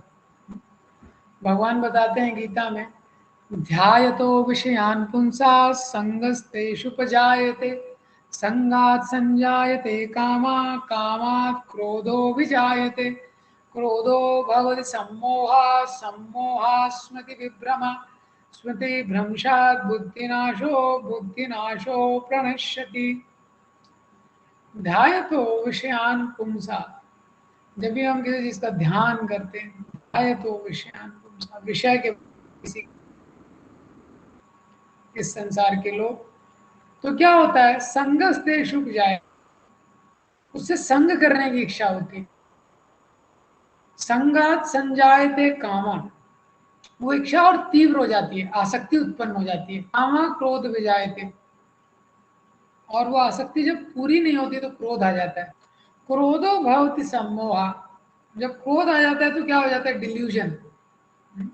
Delusion मतलब delusion, को पता नहीं चलता क्या चीज क्या है। और डिल्यूजन मतलब सम्यक रूपेण मोह, मोह का स्मृति भ्रमा हो जाता है, तो क्या होता है बुद्धि नाश, बुद्धि का नाश हो जाता है। बुद्धि नाश होता है तो क्या होता है प्रणश्यति, हमारा पतन हो जाता है। अब ये सब क्या है, ये 8 स्टेप्स हैं फॉल डाउन के। जब भी हम किसी गलत चीज का ध्यान करते हैं, ध्याय तो विषयान पुंसा, गलत चीज के बारे में सबसे पहले शुरुआत होती है थॉट से। हर चीज की शुरुआत होती है थॉट से। Thoughts are things, thoughts are very powerful. विचारों में एक शक्ति है, बहुत ही ज्यादा शक्ति है। तो सबसे पहले विचार आते हैं, थॉट्स आते हैं। हाँ, अब वो थॉट्स के बाद क्या होता है, जब उस पर चिंतन करने लगते हैं ध्यायतो विषयान पुंसा संगस्तेषु विजायते। तो अब इच्छा होती है उसका संग करने की। संगात संजायते कामा, और जब संग कर लेते हैं तो आसक्ति हो जाती है, बहुत तीव्र इच्छा हो जाती है, आसक्ति हो जाती है। अब अगर वो इच्छा पूरी नहीं हुई, जैसा कि ये संसार में हमेशा होता है कि अनलिमिटेड डिजायर लिमिटेड रिसोर्सेज, तो हर इच्छा पूरी नहीं होगी, तो ज्यादातर फिर उसको क्रोध होता है। जब क्रोध होता है तो सम्मोह, कंफ्यूज हो जाता है पूरी तरह। आपने देखा है जो क्रोध वाला व्यक्ति है, जब किसी व्यक्ति को क्रोध आता है उसको पता नहीं है वो क्या बोल रहा है, किससे बोल रहा है। इसको बोलते हैं स्मृति विभ्रमा। क्रोध आता है तो भूल जाता है, क्या, सम्मोहन हो जाता है, कंफ्यूज हो जाता है। और जब कंफ्यूज हो जाता है, जब इल्यूजन हो जाता है, स्मृति विभ्रमा, भूल जाता है किससे बोल रहा है और क्या बोल रहा है। इसलिए हम देखते हैं कि क्रोध में अपने बहुत ही प्रिय संबंधियों को भी हम क्या क्या बोल देते हैं। और स्मृति विभ्रमा होता है, और क्या भूल जाता है, भूल जाता है क्या पढ़ा है, क्या सुना है। पहले जो जो शास्त्रों में पढ़ा था, जो उसने खुद आध्यात्मिक ग्रंथों में पढ़ा था, या जो किसी ने बताया था, सब भूल जाता है। बुद्धि नाश हो, बुद्धि मतलब विवेक की जो क्षमता होती है, क्या करना चाहिए क्या नहीं करना चाहिए, उसका नाश हो जाता है। और प्रणश्यति तक उसका पतन हो जाता है। तो ये साइकिल कहाँ से शुरू होती है? थॉट से। व्यक्ति सोचना शुरू करता है, किसी के बारे में चिंतन शुरू करता है। इसीलिए ये बहुत ही इम्पोर्टेंट है, बहुत ही इम्पोर्टेंट सब्जेक्ट है, हम लोग किस चीज के बारे में चिंतन करते हैं। इसीलिए जो हम इनपुट ले रहे हैं बहुत इंपॉर्टेंट है, क्योंकि जो इनपुट आएगा वैसा ही आउटपुट जाएगा। Garbage in garbage out. हाँ, अगर गलत इनपुट लेंगे तो बाहर भी गलत आउटपुट आएगा। तो ज्यादातर हम इनपुट लेते हैं दो मुख्य इंद्रियों के द्वारा, एक है आईज, एक है ईयर्स। ये दो इनपुट लेने के बहुत मेजर चीजें हैं। जैसे एक छोटा बच्चा होता है, सुपर मॉल में जाता है, सबसे पहले खिलौने को देखता है। तो पहला स्टेप क्या है? आई लाइक इट, मुझे अच्छा लग रहा है। हाँ, फिर उसके बारे में, लेने के बारे में चिंतन करता है, I want it. Next step है ध्यायतो विषयान पुंसा संगस्तेषु जायते। हाँ, और फिर वो इतनी इच्छा तीव्र हो जाती है, I want it at any cost, संगात संजायते कामा, और कामा क्रोधो विजायते, who can stop me from getting it. तो ये तो मैंने बहुत ही साधारण उदाहरण दिया है, लेकिन हम सबको पता है कि जीवन में किस तरह से जिस भी चीज के बारे में, जो भी चीज का हम इनपुट है इन आंखों से। हाँ, हम देखते हैं कोई पर्सन है, अजामिल का उदाहरण सुनते हैं, शास्त्रों में दिया है, या नॉर्मल भी है संसार में। कोई लड़का है, किसी स्त्री को देख के आकर्षित हो जाता है। हाँ, फिर उसके बाद में चिंतन करता है ज्यादा, उसके बाद आसक्ति हो जाती है, और फिर वो किसी भी कंडीशन में उससे संबंध बनाना चाहता है, जो भी उसके बीच में आता है वो उसका दुश्मन हो जाता है। ध्याय तो everything begins with a thought. तो बहुत इंपॉर्टेंट है, आंखों से क्या देख रहे हैं, कानों से क्या सुन रहे हैं, बहुत इंपॉर्टेंट है। कानों से गलत सुनना नहीं चाहिए, आंखों से गलत देखना नहीं चाहिए। आंखों में बहुत शक्ति है, इसलिए स्पेशली आज के जो इंटरनेट के एज में हम लोग रह रहे हैं, तो बहुत केयरफुल रहना चाहिए। One click and we can go at the bottom of Kalyan. So much of garbage can go inside. Yeah. तो उसको अंदर तो चला जाता है, निकालना बहुत मुश्किल होता है। ध्याय तो विषयान पुंसा, जिसका ध्यान करते हैं उसके संग की इच्छा हो जाती है, संग से फिर वो इच्छा तीव्र हो जाती है, आसक्ति हो जाती है। आसक्ति तो थिंकिंग फीलिंग विलिंग। थिंकिंग के स्टेज पे अगर आपने किसी को रोक दिया किसी चीज को तो पॉसिबल है, फीलिंग के स्टेज पे थोड़ा मुश्किल है, विलिंग के स्टेज पे इम्पॉसिबल है। तो इसीलिए हमको शुरू से ध्यान रखना चाहिए कि आंखों से कुछ गलत ना देखें, कानों से कुछ गलत ना सुने। इसलिए जो हम पढ़ रहे हैं वो साहित्य अच्छा होना चाहिए, जो हम सुन रहे हैं वो साउंड वाइब्रेशंस प्योर होनी चाहिए, और जो हम देख रहे हैं वो देखने वाली चीजें प्योर होनी चाहिए। तो क्या होता है जब किसी चीज से अटैच हो जाते हैं हम, तो फिर क्या होता है, क्रोध उत्पन्न होता है और सम्मोह, हम कंफ्यूज हो जाते हैं पूरी तरह से। गोल ऑफ लाइफ क्या है क्या नहीं है, जैसे स्टॉर्म, जब तूफान आता है, धूल का तूफान आता है तो कुछ नहीं दिखता है, ऐसे ही वो व्यक्ति को फिर कुछ नहीं दिखता है जब वो आसक्त हो जाता है, उसको और कुछ नहीं दिखता है। ये स्मृति विभ्रमा, मेमोरी का लॉस हो जाता है, जो उसने पढ़ा था, माता पिता ने जो संस्कार दिए हैं, जो शास्त्रों में पढ़ा है, सब भूल जाता है, स्मृति विभ्रमा। हाँ, बुद्धि नाश हो, द डिस्क्रिमिनेशन की जो, और हमारी मेमोरी का एक बहुत स्पेशल फंक्शन है कि, फंक्शन क्या है इसका, कि वो सिलेक्टिव रिकलेक्शन करती है हमारी मेमोरी। तो जब भी हम इस संसार में कोई भी इंजॉय करने की कोशिश करते हैं, मतलब भौतिक स्तर पे, मटेरियल लेवल पे हम कुछ भी इंजॉय करने की कोशिश करते हैं without offering it to Krishna first, in improper way, तो जो हमारे जो स्मृति है वो केवल इंजॉयमेंट वाला पार्ट याद रखती है। ये संसार में अनअडल्ट्रेटेड इंजॉयमेंट नहीं है, ये संसार में क्या है, सफरिंग है मेनली। जैसे दो सैंडविच की ब्रेड रहती है मोटी मोटी, उसके बीच में सॉस रहता है, तो शुरू में दुख होता है, एंड में दुख होता है, वो ब्रेड की तरह है, और बीच में जो सॉस की लेयर है उतना हैप्पीनेस है। ऐसा हैप्पीनेस है मटेरियल वर्ल्ड में। तो मेनली दुख ज्यादा है, इसलिए भगवान ने इसका नाम दुखालयम रखा है। हाँ, जैसे पुस्तकालय में कहीं भी देखेंगे तो चारों तरफ पुस्तक ही पुस्तक दिखेंगी, इस तरह दुखालय में हर जगह दुखी दुख है, इस तरह से। लेकिन फिर भी हम लोग देखते हैं कि एक तरह की, जैसे कोई व्यक्ति है, उसको डॉक्टर ने बोला है कि तुमको मीठा नहीं खाना है, दिक्कत होगा इससे, डायबिटीज है, लेकिन फिर भी उसकी इच्छा होती है, बीच बीच में खा लेता है, खा लेता है, शुगर बढ़ जाती है, शुगर बढ़ जाती है, उसको कष्ट होता है, कई बार हॉस्पिटल में भी एडमिट हो जाता है, तो हॉस्पिटल में कसम खाता है अब तो इतना दुख हो गया, वापस से कभी नहीं खाऊंगा मैं। लेकिन वापस आता है थोड़े समय बाद, वापस से मीठा खाता है। क्यों? क्योंकि हमारी जो स्मृति होती है केवल इंजॉयमेंट वाला पार्ट रिकलेक्ट करती है, उससे पहले जो किसी भी चीज को हमें संसार में प्राप्त करना कर चाहते हैं तो हैंकरिंग में दुख है, पहला स्टेज है हैंकरिंग, उसको प्राप्त करना चाहते हैं। हाँ, तो उसमें दुख है, उसके बाद वो मिल जाता है, थोड़ा सा सुख होता है, और उसके बाद का भी दुख होता है। ये संसार में भी हम देखते हैं, जैसे कोई छोटा बच्चा है तो पहले वो देखता है बाकी सब बच्चे स्कूल जा रहे हैं, तो उसको लगता है स्कूल जाऊंगा स्कूल जाऊंगा, तो बहुत समय तक स्कूल जाता नहीं है वो, तो हैंकरिंग का दुख है। और फिर जब स्कूल जाता है तो जैसे ही स्कूल जाता है तो शुरू में खुश होता है, नया ड्रेस नया बैग, ये स्कूल जाना जाता है, जाने लगता है तो स्कूल का दुख है। ऐसे स्कूल से कॉलेज में, कॉलेज से जॉब में, हर स्टेज में हम देख सकते हैं ये दुख इन्वॉल्व। तो प्रिंसिपल क्या है इसमें, कि ये जो मेमोरी है सिलेक्टिव रिकलेक्शन करती है, केवल इंजॉयमेंट वाला पार्ट रिकलेक्ट करती है, सफरिंग वाला पार्ट रिकलेक्ट नहीं करती है।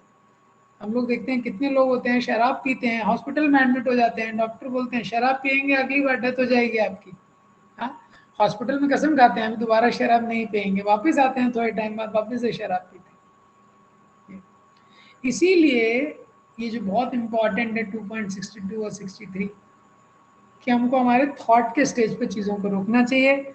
दूसरा इसका प्रैक्टिकल एप्लीकेशन क्या है, कि तीसरा इसका प्रैक्टिकल एप्लीकेशन है कि ये जो ध्याय तो विषयान पुंसा है, ये पॉजिटिव वे में भी काम करता है, केवल नेगेटिव वे में काम नहीं करता है। तो भक्ति is about replacing material thoughts with devotional thoughts.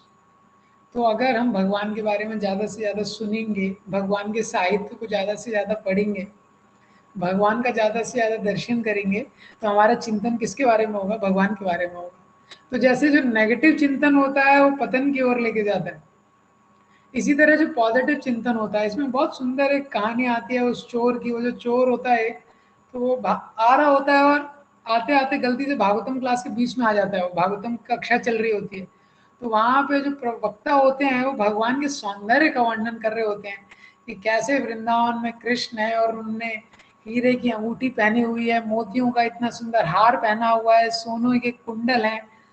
तो जिस प्रकार से वर्णन करते हैं वो तो खुश हो जाता है, चोर बोलता है अरे ये तो मस्त पर्सन है, एक बार में इसको, एक बार अगर मैंने इसकी चोरी कर ली, इससे मैंने छीन लिया, तो बहुत रिच पर्सन है, तो मेरे को जिंदगी भर चोरी नहीं करनी पड़ेगी। और बहुत ध्यान से सुनता है वो डिस्क्रिप्शन, डिस्क्रिप्शन के बाद वो वक्ता पूछता है कोई क्वेश्चन है, तो केवल वही हाथ उठाता है और वो बोलता है मुझे थोड़ा इसका एड्रेस बता दो, ये जो आपने बताया है ये जो व्यक्ति है ये कहाँ मिलेगा। तो वक्ता एड्रेस बता देता है, मथुरा वृंदावन। हाँ, 80 kilometre north east of Delhi सारा चीज बता देता है। तो ये वही ध्यान करते करते पूरे रास्ते में वो चोर वही ध्यान करते करते भगवान के सौंदर्य का, कि भगवान कैसे हैं, कैसे उन्होंने पहना है, वो प्योरीफाई हो जाता है। तो ये इसका पॉजिटिव एग्जाम्पल। तो थॉट्स बहुत पावरफुल हैं, उनको हमको राइट डायरेक्शन में चैनलाइज करना चाहिए। बहुत बहुत धन्यवाद आप सब लोगों का इतने अटेंटिवली सुनने के लिए। वैसे अभी समय हो गया, अगर आपको कोई प्रश्न है तो आप लोग पूछ सकते हैं। ये आप में से जिसको प्रश्न है, और बाकी लोग तो सेक्शन हम यहाँ पे एंड करते हैं। अभी किसी को क्वेश्चन आंसर है तो क्वेश्चन हम ले सकते हैं। तो जिन लोगों ने हाथ उठाए हैं वो क्वेश्चन पूछ सकते हैं। तो यस, तो सबसे पहले आप सृष्टि। Sir, how to find a spiritual guru? Okay, very good question. हम किसी कॉलेज को ढूंढते हैं, कॉलेज के लिए बहुत ज़्यादा रिसर्च करते हैं, कॉलेज कौन से कॉलेज में एडमिशन लेना है उसके लिए बहुत ज़्यादा रिसर्च करते हैं। ये लेकिन लाइफ को कैसे जीना है उसके लिए जो गाइडेंस चाहिए किसी स्पिरिचुअल गाइड से, उसके बारे में ज़्यादा रिसर्च नहीं करते। तो बेसिकली हमको स्क्रिप्चर्स में दिया हुआ है।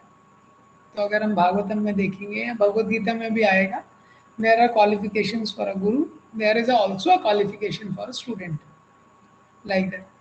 So we can see those qualification, we can read those qualifications.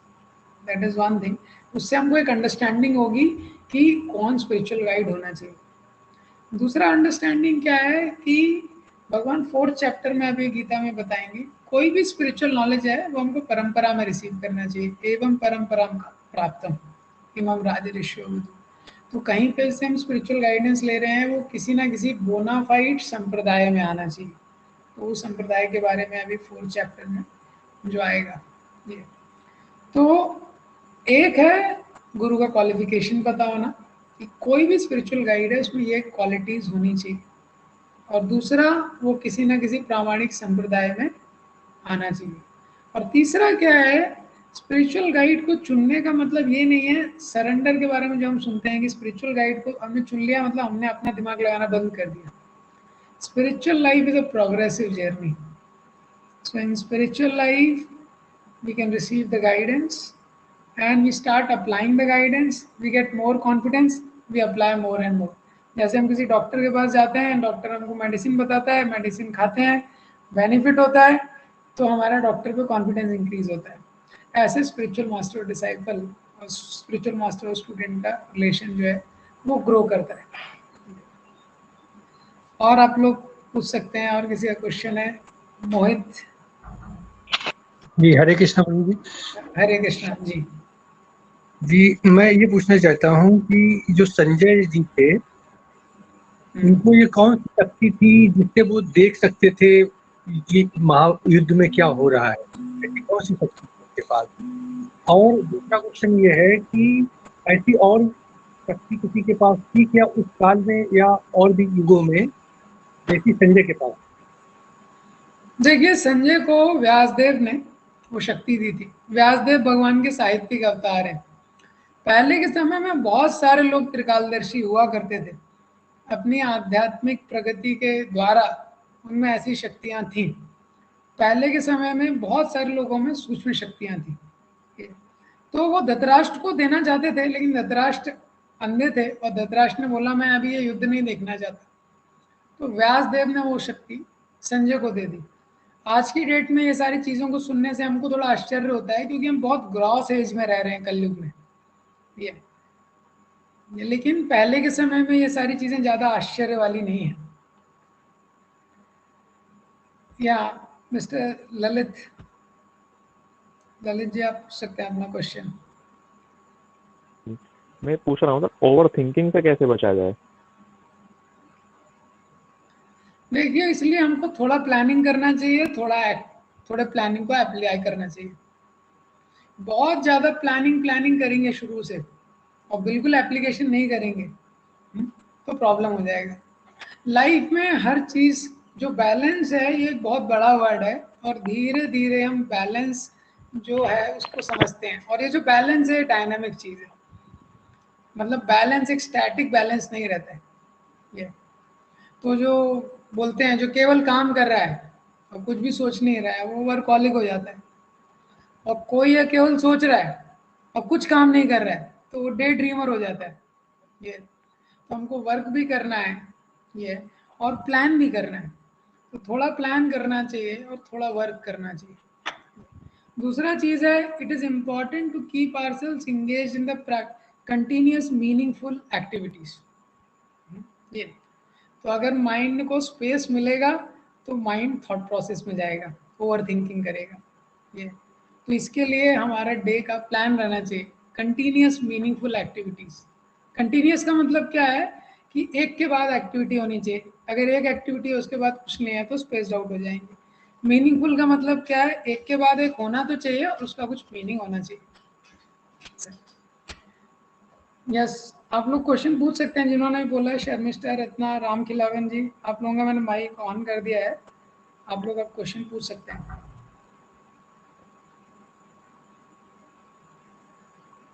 हरे कृष्ण प्रभु जी। हरे कृष्ण जी, बताइए।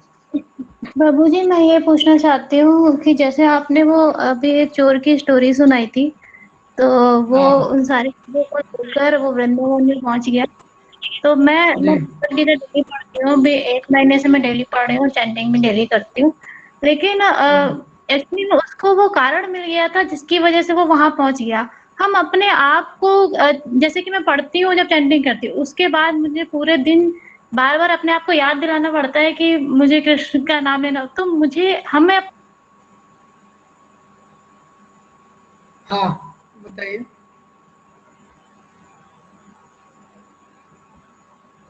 हरे कृष्ण। तो जहाँ तक मैं आपको क्वेश्चन सुन पाया, मुझे उससे ये समझ में आया कि जैसे आपने बोला वो चोर को मिल गया था, तो वो चोर तो कर रहा था याद, लेकिन हमको नहीं मिल पाता है तो हम कैसे करेंगे। ये तो इसका सिद्धांत ये है कि हम लोग अभी साधना भक्ति के स्टेज पे हैं। साधना भक्ति के स्टेज में हमको शुरू में याद दिलाना इम्पोर्टेंट रहता है और धीरे धीरे वो स्वाभाविक हो जाता है। तो ये जो प्रैक्टिस है और स्पॉन्टेनिटी है, ये दो चीजें हैं। तो प्रैक्टिस से स्पॉन्टेनिटी का ये जर्नी है व्यक्ति के जीवन में। प्रैक्टिस में वो प्रैक्टिस करता है साधना भक्ति, और करते करते धीरे धीरे वो चीजें स्वाभाविक होती हैं। आप इसके आगे और कुछ ऐड करना चाहते हैं अपने क्वेश्चन में? नहीं प्रभु जी कुछ ऐड नहीं करना चाहते हैं। और तो मतलब ये जो जर्नी है, जो आपने क्वेश्चन पूछा है ना, ये एक जर्नी है। तो हमको लग रहा है कि वो चोर को तो स्वाभाविक हो गया, ये हमारे को भी स्वाभाविक होगा, लेकिन स्वाभाविक होने के लिए एक स्टेज पे आना पड़ेगा, तब तक डिसिप्लिन का पालन करना पड़ेगा। जैसे अभी भगवान के नाम में बहुत रुचि नहीं है लेकिन भगवान का नाम कर रहे हैं, अभी बहुत सारी चीज़ों में रुचि नहीं है लेकिन उसको कर रहे हैं, करते रहेंगे, धीरे धीरे रुचि उत्पन्न होगी, ऐसा है। और करते रहने के लिए भी उसका एक तरीका है, उसका एक साइंस है भक्ति का, जिसका हमको पालन करना पड़ेगा।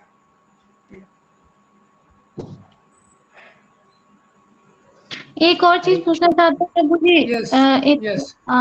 प्रभु जी जैसे कि मैं रात में पढ़ती हूँ भगवत गीता, और चैंटिंग भी मैं रात को करती हूँ, लेकिन सवेरे के टाइम पे क्यों मुझे नेगेटिव थॉट ही क्यों आते हैं, जबकि मैं अच्छी चीजें, जैसे कि आपने इंद्रियों की बात करी, आप आंख से अच्छी चीज देखें और ये सारी चीजों की, लेकिन फिर भी मुझे सवेरे बहुत नेगेटिव थॉट क्यों आते हैं? और जब तक वो मैं किसी क्योंकि पे बताइए। Actually we have to understand one important thing, we are not dealing with this life. हमको ये पता होना चाहिए कि हम लोग केवल इस जन्म से डील नहीं कर रहे हैं। At present we are dealing with many many lifes. जो जीवात्मा इस संसार में रहता है, पिछले जितने जन्म उसने लिए हैं, हो सकता है हजारों लाखों जन्म लिए हैं, बहुत मोस्ट लाइकली उन सब के इंप्रेशन उसके माइंड में स्टोर है, ऐसा है। इसीलिए हर व्यक्ति को अलग अलग समय लगता है आध्यात्मिक उन्नति करने के लिए, क्योंकि हमारा पास्ट का बैगेज अलग अलग है।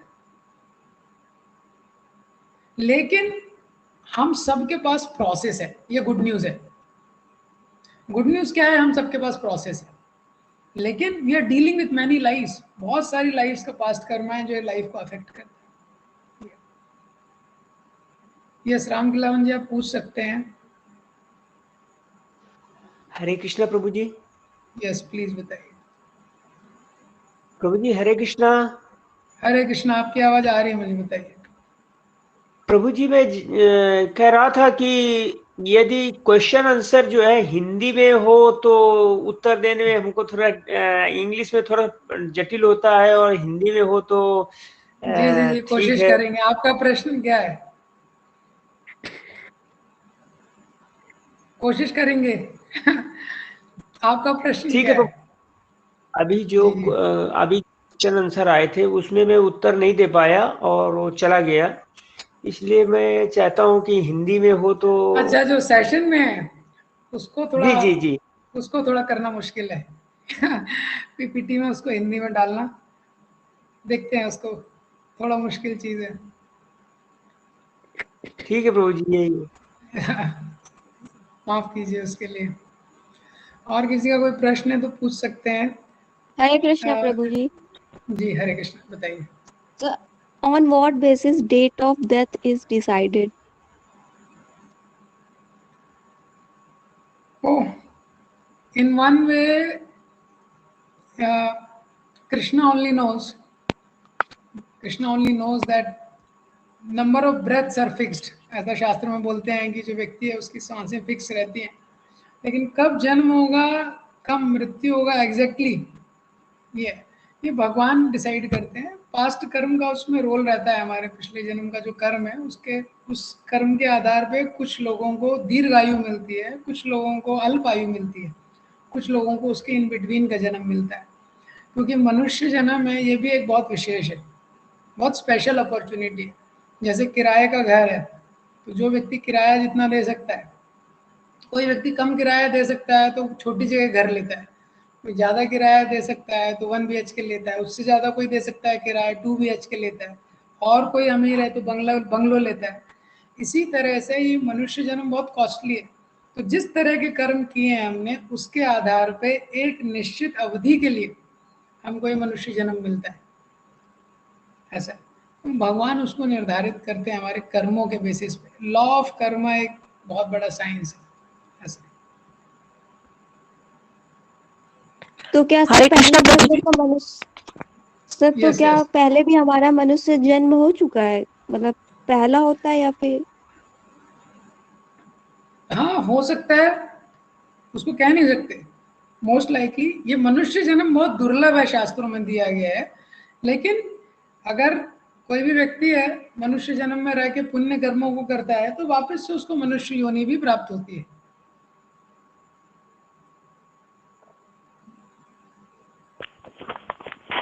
यस। सर कोई हरे कृष्णा मतलब प्रभु जी। हरे कृष्ण जी, बताइए। हरे कृष्णा जी प्रभु जी, मेरा नाम सिमरन है। एक्चुअली मेरे को आपसे ये पूछना है कि आप कहते हैं कि आप एक्टिविटीज में ध्यान दीजिए और अपने माइंड को बिजी रखिए, लेकिन मैं अपने माइंड को बिजी भी रखती हूँ, पूजा भी करती हूँ। I am a teacher from profession, मैं उसमें भी बिजी रहती हूँ। मेरा क्वेश्चन ये है कि जब मैं पूजा करती हूँ तो मेरा जो माइंड है उसमें स्थिरता नहीं है। It keeps on moving here and there, and I want to focus on God. So I try to focus. As I try to focus, suddenly it flips and moves here and there. I don't understand why this problem is occurring with me. And in morning, in between, I'm getting negative thoughts, and I want to get it changed, but no solution. तो सबसे पहला चीज ये है, आपके प्रश्न में जो आपने प्रश्न पूछा है कि ये प्रॉब्लम केवल आपके साथ नहीं है, तो ये गुड न्यूज है। If the problem is not only with you. अरे गीता के 6 चैप्टर में द्वापर युग में अर्जुन ये क्वेश्चन पूछ रहे हैं, चंचलम ही मना कृष्णा। तो द्वापर युग में इन्वायरमेंट इतना प्योर था और चीज़ों में कोई प्रॉब्लम नहीं, बहुत प्योर इन्वायरमेंट था। भगवान के साथ अर्जुन रह रहे हैं और वो अर्जुन बोल रहे हैं कि मन चंचल है, मन को कंट्रोल करना बहुत मुश्किल है। वायुर एव सुदुष्करम, it is more difficult to control the mind than even to control the raging wind. तो पहला चीज ये समझिए कि ये प्रॉब्लम सबके साथ है, ये केवल आपके साथ नहीं है। ये सबके साथ है। दूसरा चीज क्या है कि जो मन है बहुत शक्तिशाली है, ये हम गीता के 6वें अध्याय में पढ़ेंगे। तो हम लोग जितना सोचते हैं कि इजीली से इसको कंट्रोल किया जा सकता है, उतना इजी नहीं है। जब अर्जुन बोल रहे हैं कि मुझे मन को कंट्रोल करने में मुश्किल हो रहा है द्वापर युग में, तो हम लोग तो कलयुग के जीव हैं। ये दूसरा चीज है। तीसरा चीज क्या है कि भगवान ने इसका सोल्यूशन में क्या बताया है, अभ्यास है ना तू कौनते या वैराग्य ने च गृह्यते यतो यतो निश्चलति ततो ततो नियमेता। जहां जहां ये मन जाता है, जब भी हम मेडिटेशन करते हैं, जैसे सपोज हम मॉर्निंग में चैंटिंग करते हैं, जब हम चैंटिंग करते हैं, कुछ भी करते हैं, हरे कृष्ण कृष्ण कृष्ण हरे हरे, हरे राम राम राम हरे हरे, तो हम चैंटिंग करते हैं लेकिन माइंड कहीं चला जाएगा। तो भगवान क्या बोल रहे हैं, जहां ये जाता है बार बार उसको वापस लेके आ। तो हम लोग बोलेंगे तो बहुत संघर्ष हो जाता है, लेकिन जब जितना हम इस संघर्ष में लगेंगे, धीरे धीरे धीरे माइंड का जो माइंड एकदम वाइल्ड था पहले, धीरे धीरे, शुरू में तो वाइल्ड होगा वो, फिर धीरे धीरे कम होगा। जैसे अगर आपको शेर को कंट्रोल करना है जू में, तो क्या करते हैं सबसे पहले, तो शेर को जब पकड़ते हैं उसको कुछ खाने के लिए नहीं देते, कुछ खाने के लिए नहीं देते तो शेर इतना दहाड़ता है, बहुत दहाड़ता है ये कुछ समय के लिए, तो उसके बाद लेकिन उसको भूख लगती है, चुप हो जाता है शेर, और फिर वो उसको धीरे धीरे थोड़ा थोड़ा खाने के लिए देते हैं, उसको टेम करते हैं ऐसा। तो इसीलिए इस तरीके से बताया गया है कि जो माइंड कंट्रोल है ये एक के साथ नहीं, सबके साथ प्रॉब्लम है। और 6 चैप्टर ये थीम हम लोग थोड़ा और डिटेल में भी डिस्कस करेंगे कि how to deal with the raging mind. लेकिन इन एसेंस इसीलिए इस युग में हमको मेडिटेशन काम नहीं करेगा। मेडिटेशन क्या है, केवल ध्यान लगाना, जो कि एक बहुत हाई स्टेज है। इसलिए इस्कॉन में श्रील प्रभुपाद जी ने ये जो हरे कृष्ण मंत्र दिया है, हरे कृष्णा कृष्णा कृष्णा हरे हरे, हरे राम राम राम हरे हरे, तो प्रभुपाद जी ने बोला इसको केवल बोलो और सुनो, क्योंकि जब हम किसी चीज को बोल रहे हैं तो सुनना पॉसिबल है, लेकिन मेडिटेशन करना इतना आसान नहीं है जब तक हार्ट में इम्प्योरिटी है। ये मेडिटेशन एक डिफिकल्ट चीज है, लेकिन जब हम उसको बोलेंगे, सुनेंगे, हरे कृष्णा कृष्णा कृष्णा हरे हरे, हरे राम राम राम हरे हरे, धीरे धीरे हमारा माइंड कंट्रोल में आएगा। मनस्त्रायते इति मंत्र, धीरे धीरे माइंड कंट्रोल में आएगा। और ये एक्सपीरियंस है बहुत सारे लोगों का जो ये मंत्र का रेगुलर जप करते हैं, उनका ये अनुभव है। संघर्ष होता है, लेकिन जितने प्रामाणिकता से आप उसको प्रॉपरली लोग करते रहेंगे, धीरे धीरे संघर्ष रहेगा लेकिन वो कम होते जाएगा। ये संघर्ष रहेगा लेकिन वो कम होते जाएगा। थैंक यू प्रभु जी। हरे कृष्णा। हरे कृष्णा प्रभु जी। हरे कृष्णा प्रभु जी, दंडवत प्रणाम। अच्छा, ओके, यस, कौन के प्रभु जी मेरा ये क्वेश्चन था कि प्रभु जी हम एवरीडे चैंटिंग करते हैं, तो प्रभु जी चैंटिंग करते समय मतलब कि उस मतलब कि माइंड बहुत ज्यादा प्रभु जी मतलब कि डिस्ट्रैक्ट होता है, उस समय मतलब कि हमको क्या करना चाहिए जिससे चैंटिंग पे ज्यादातर मेरा माइंड रहे? तो वही मैंने पिछले आंसर में बताया, जब भी हम चैंटिंग करते हैं ना, तो सबसे पहले तो क्या है कि ज्यादा से ज्यादा ध्यान दीजिए उसको सुनने में। दूसरा चीज क्या है, मन बहुत ज्यादा भाग रहा है तो आंखें बंद करके चैंटिंग मत कीजिए, क्योंकि आंखें बंद करेंगे तो मन किसी डायरेक्शन में जाएगा। आंख खोल करके सामने हरे कृष्ण मंत्र लिख के रखिए। हरे कृष्ण मंत्र को क्या है, लिख के रखिए। हरे कृष्णा कृष्णा कृष्णा हरे हरे, हरे राम राम राम हरे हरे, ऐसे लिख के रखिए। बड़ी शीट भी आप लग सकते हैं ऐसे बड़े बड़े शब्दों में लिख के, और एक एक शब्द को पढ़ के चैंटिंग कीजिए अगर माइंड बहुत ज्यादा डिस्टर्ब कर रहा है। ये भी एक मेडिटेशन का तरीका है, ये बहुत स्ट्रांग है। इसमें आपका माइंड तुरंत वापस आ जाएगा। आप अगर उसको पढ़ेंगे, मंत्रा कार्ड बोलते हैं उसको, मंत्रा कार्ड को रख के हरे कृष्णा, ये आंखें मत बंद कीजिए अगर माइंड बहुत डिस्टर्ब हो रहा है, और उसको पढ़िए, सुनिए। Yes next question. प्रभु जी। हरे कृष्णा जी, बताइए। मतलब I am still a student, तो हम जैसे अपने लाइफ में जब भी स्टार्ट करते हैं तो हमें हमेशा चॉइस करना होता है एज अ किड हमें चॉइस करना होता है, एज अ एडल्ट हमें चॉइस करना होता है, तो उस टाइम हम जी चॉइसेस कैसे अपनी फिक्स किया करें? मतलब वो देखा करें जो हमारे लिए सोसाइटी चाहती है, हमारे पेरेंट्स चाहते हैं, या वो हम करें जो खुद भी करते हैं। बट कोई भी चॉइस कभी पूरी तरीके से सही नहीं लगती है। अगर पेरेंट्स भी बोलते तो वो हमारे लिए नहीं सही होती, जो हम अपने लिए करते हैं वो कभी पेरेंट्स के लिए सही नहीं होता है। तो उस चीज का सोल्यूशन कुछ हो सकता है कि हम कैसे कोई भी चीज को चूज करने के लिए हम कैसे क्या सोच के उसे चूज करें? देखिए, इसमें एक सिद्धांत है और एक है प्रैक्टिकलिटी। एक है प्रिंसिपल, एक है प्रैक्टिकलिटी। एक है सिद्धांत, एक है व्यवहारिकता। तो सिद्धांत क्या है? What is the principle? Principle is we should do what is right, we should not think it is easy और डिफिकल्ट। ये सिद्धांत है। Right means what is according to dharma, that we should do. ये प्रिंसिपल है। अब details क्या है? Details तो बहुत ज़्यादा हो जाएंगे, डिपेंड करता है कि किस चीज़ के लिए आप चॉइस कर रहे हैं, क्या कर रहे हैं। तो डिटेल्स तो डिस्कशन करना पॉसिबल नहीं है, वो तो बहुत इंडिविजुअलिस्टिक हो जाएगा।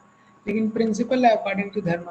अब प्रैक्टिकलिटी वाली चीज़ क्या है कि जब भी हम धर्म का पालन करेंगे तो उसके लिए हमको कुछ त्याग करना पड़ेगा, क्योंकि जब भी हम रिलीजियस प्रिंसिपल को फॉलो करते हैं उसमें ज़्यादातर कुछ ना कुछ सेक्रीफाइस इन्वॉल्व हो जाता है।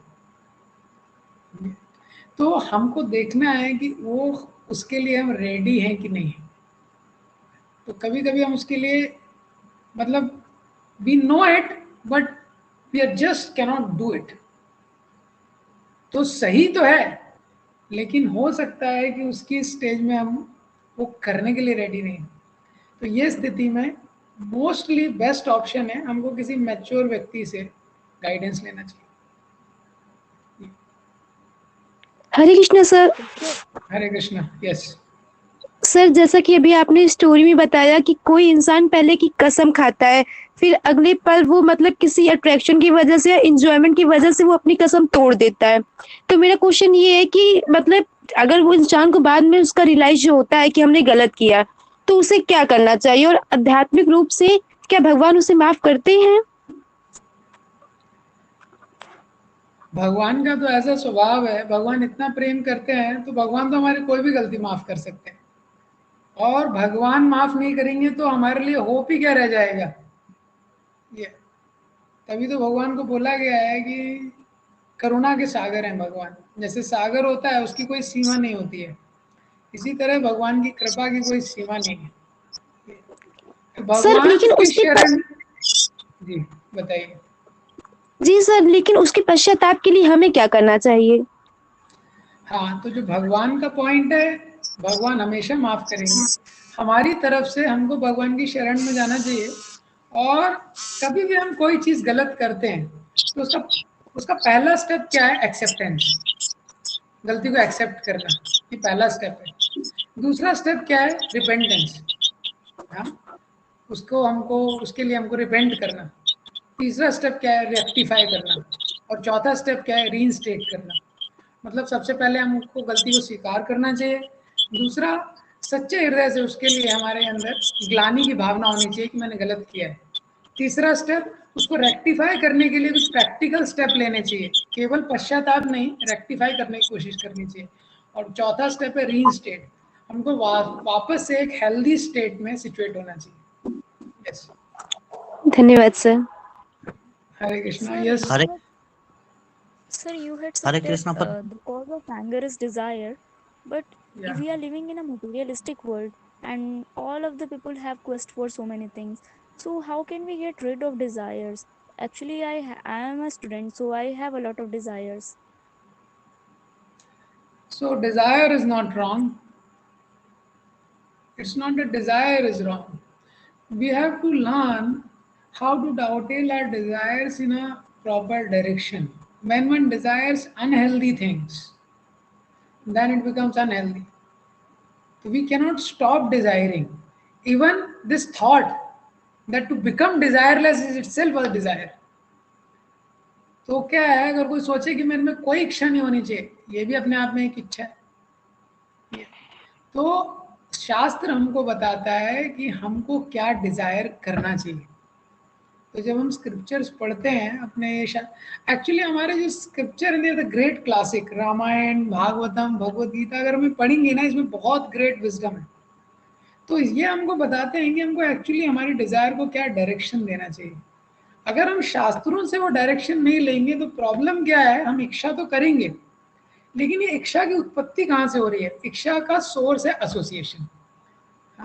इन association we get desire and we are almost helpless about it. तो ये एक बहुत बड़ा स्टेटमेंट है, रिपीट करता हूँ इसको। In association we get desires and we are almost helpless about it. संग से हमारी इच्छाएं उत्पन्न होती हैं।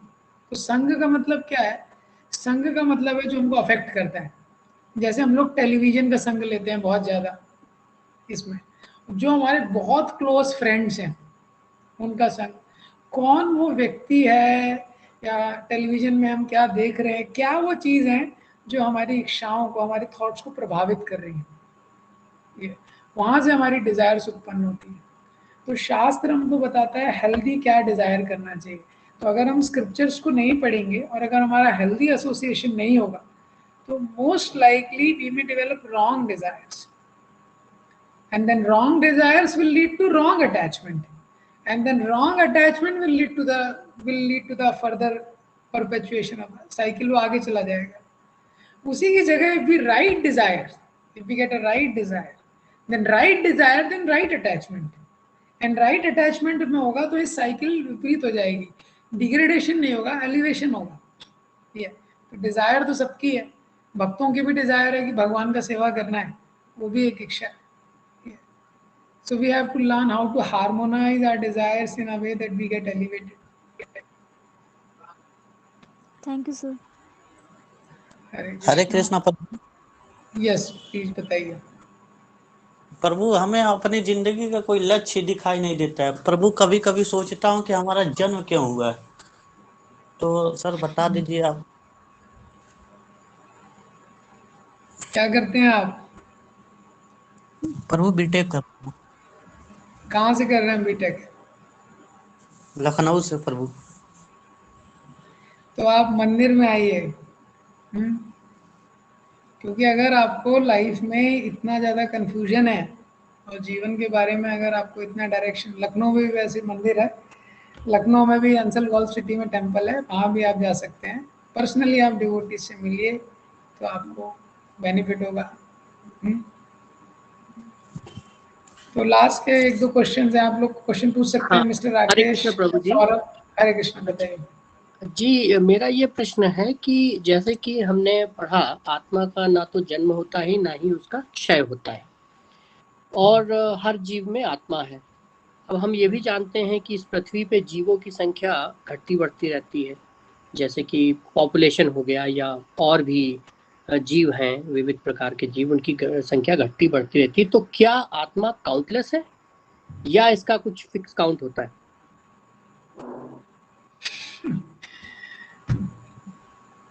जीवों की सब एक वे में इसको कॉम्प्रिहेंड करना वैसे मुश्किल है, लेकिन सोल्स इन जनरल हम अंडरस्टैंड कर सकते हैं कि कांस्टेंट है सोल्स। ओके। तो जीवों की संख्या क्या है, सोल का स्वरूप वही रहता है। अभी जैसे मनुष्यों की संख्या में वृद्धि हो गई, लेकिन क्या है, इतने असंख्य जीव संसार में, उसको हमको कैलकुलेट कैसे करेंगे? मतलब वो कल्पना के बाहर है ना। जैसे इतना सा ये मेरा हाथ है, इसमें ही इतने अनंत बैक्टीरिया होंगे, मैं कैसे कैलकुलेट करूंगा? अभी इवॉल्व होते होते होते एक बार ये मनुष्य जन्म इनको मिल गया, ये किसी मनुष्य से मृत्यु हुई, उसको पशु जन्म मिल गया, इस तरीके से। तो अनंत जी बहुत अनलिमिटेड सोल्स हैं, पर जनरली सोल्स एक यूनिवर्स में उतने कांस्टेंट रहते हैं, कांस्टेंट रहते हैं। तो वो एक उससे एक माध्यम से दूसरे माध्यम में वो बदलते रहते होंगे। हाँ। अच्छा, धन्यवाद प्रभु जी। हरे कृष्णा। राकेश जी, आप पूछना चाहते हैं कुछ? हाँ, ये मैं राकेश बोल रहा था, मेरा यही सवाल। ओके। सौरभ कुमार, यस।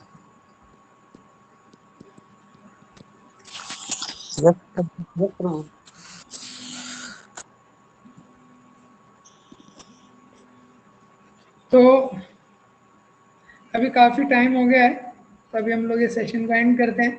आप लोग ये व्हाट्सएप ग्रुप पे क्वेश्चन भेज दीजिएगा, तो कल मैं सेशन शुरू होने के पहले इसका आंसर कर दूंगा। हरे कृष्णा।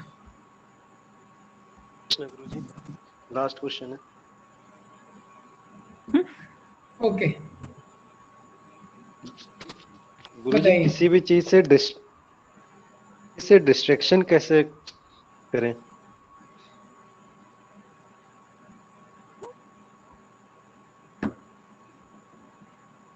हेलो जी, किसी भी चीज से गुरुजी किसी डिस्ट्रैक्शन कैसे करें? अगर मान लीजिए किसी भी चीज से अट्रैक्शन है, जैसे मतलब कोई भी बैड हैबिट है, उससे डिस्ट्रैक्शन कैसे करें?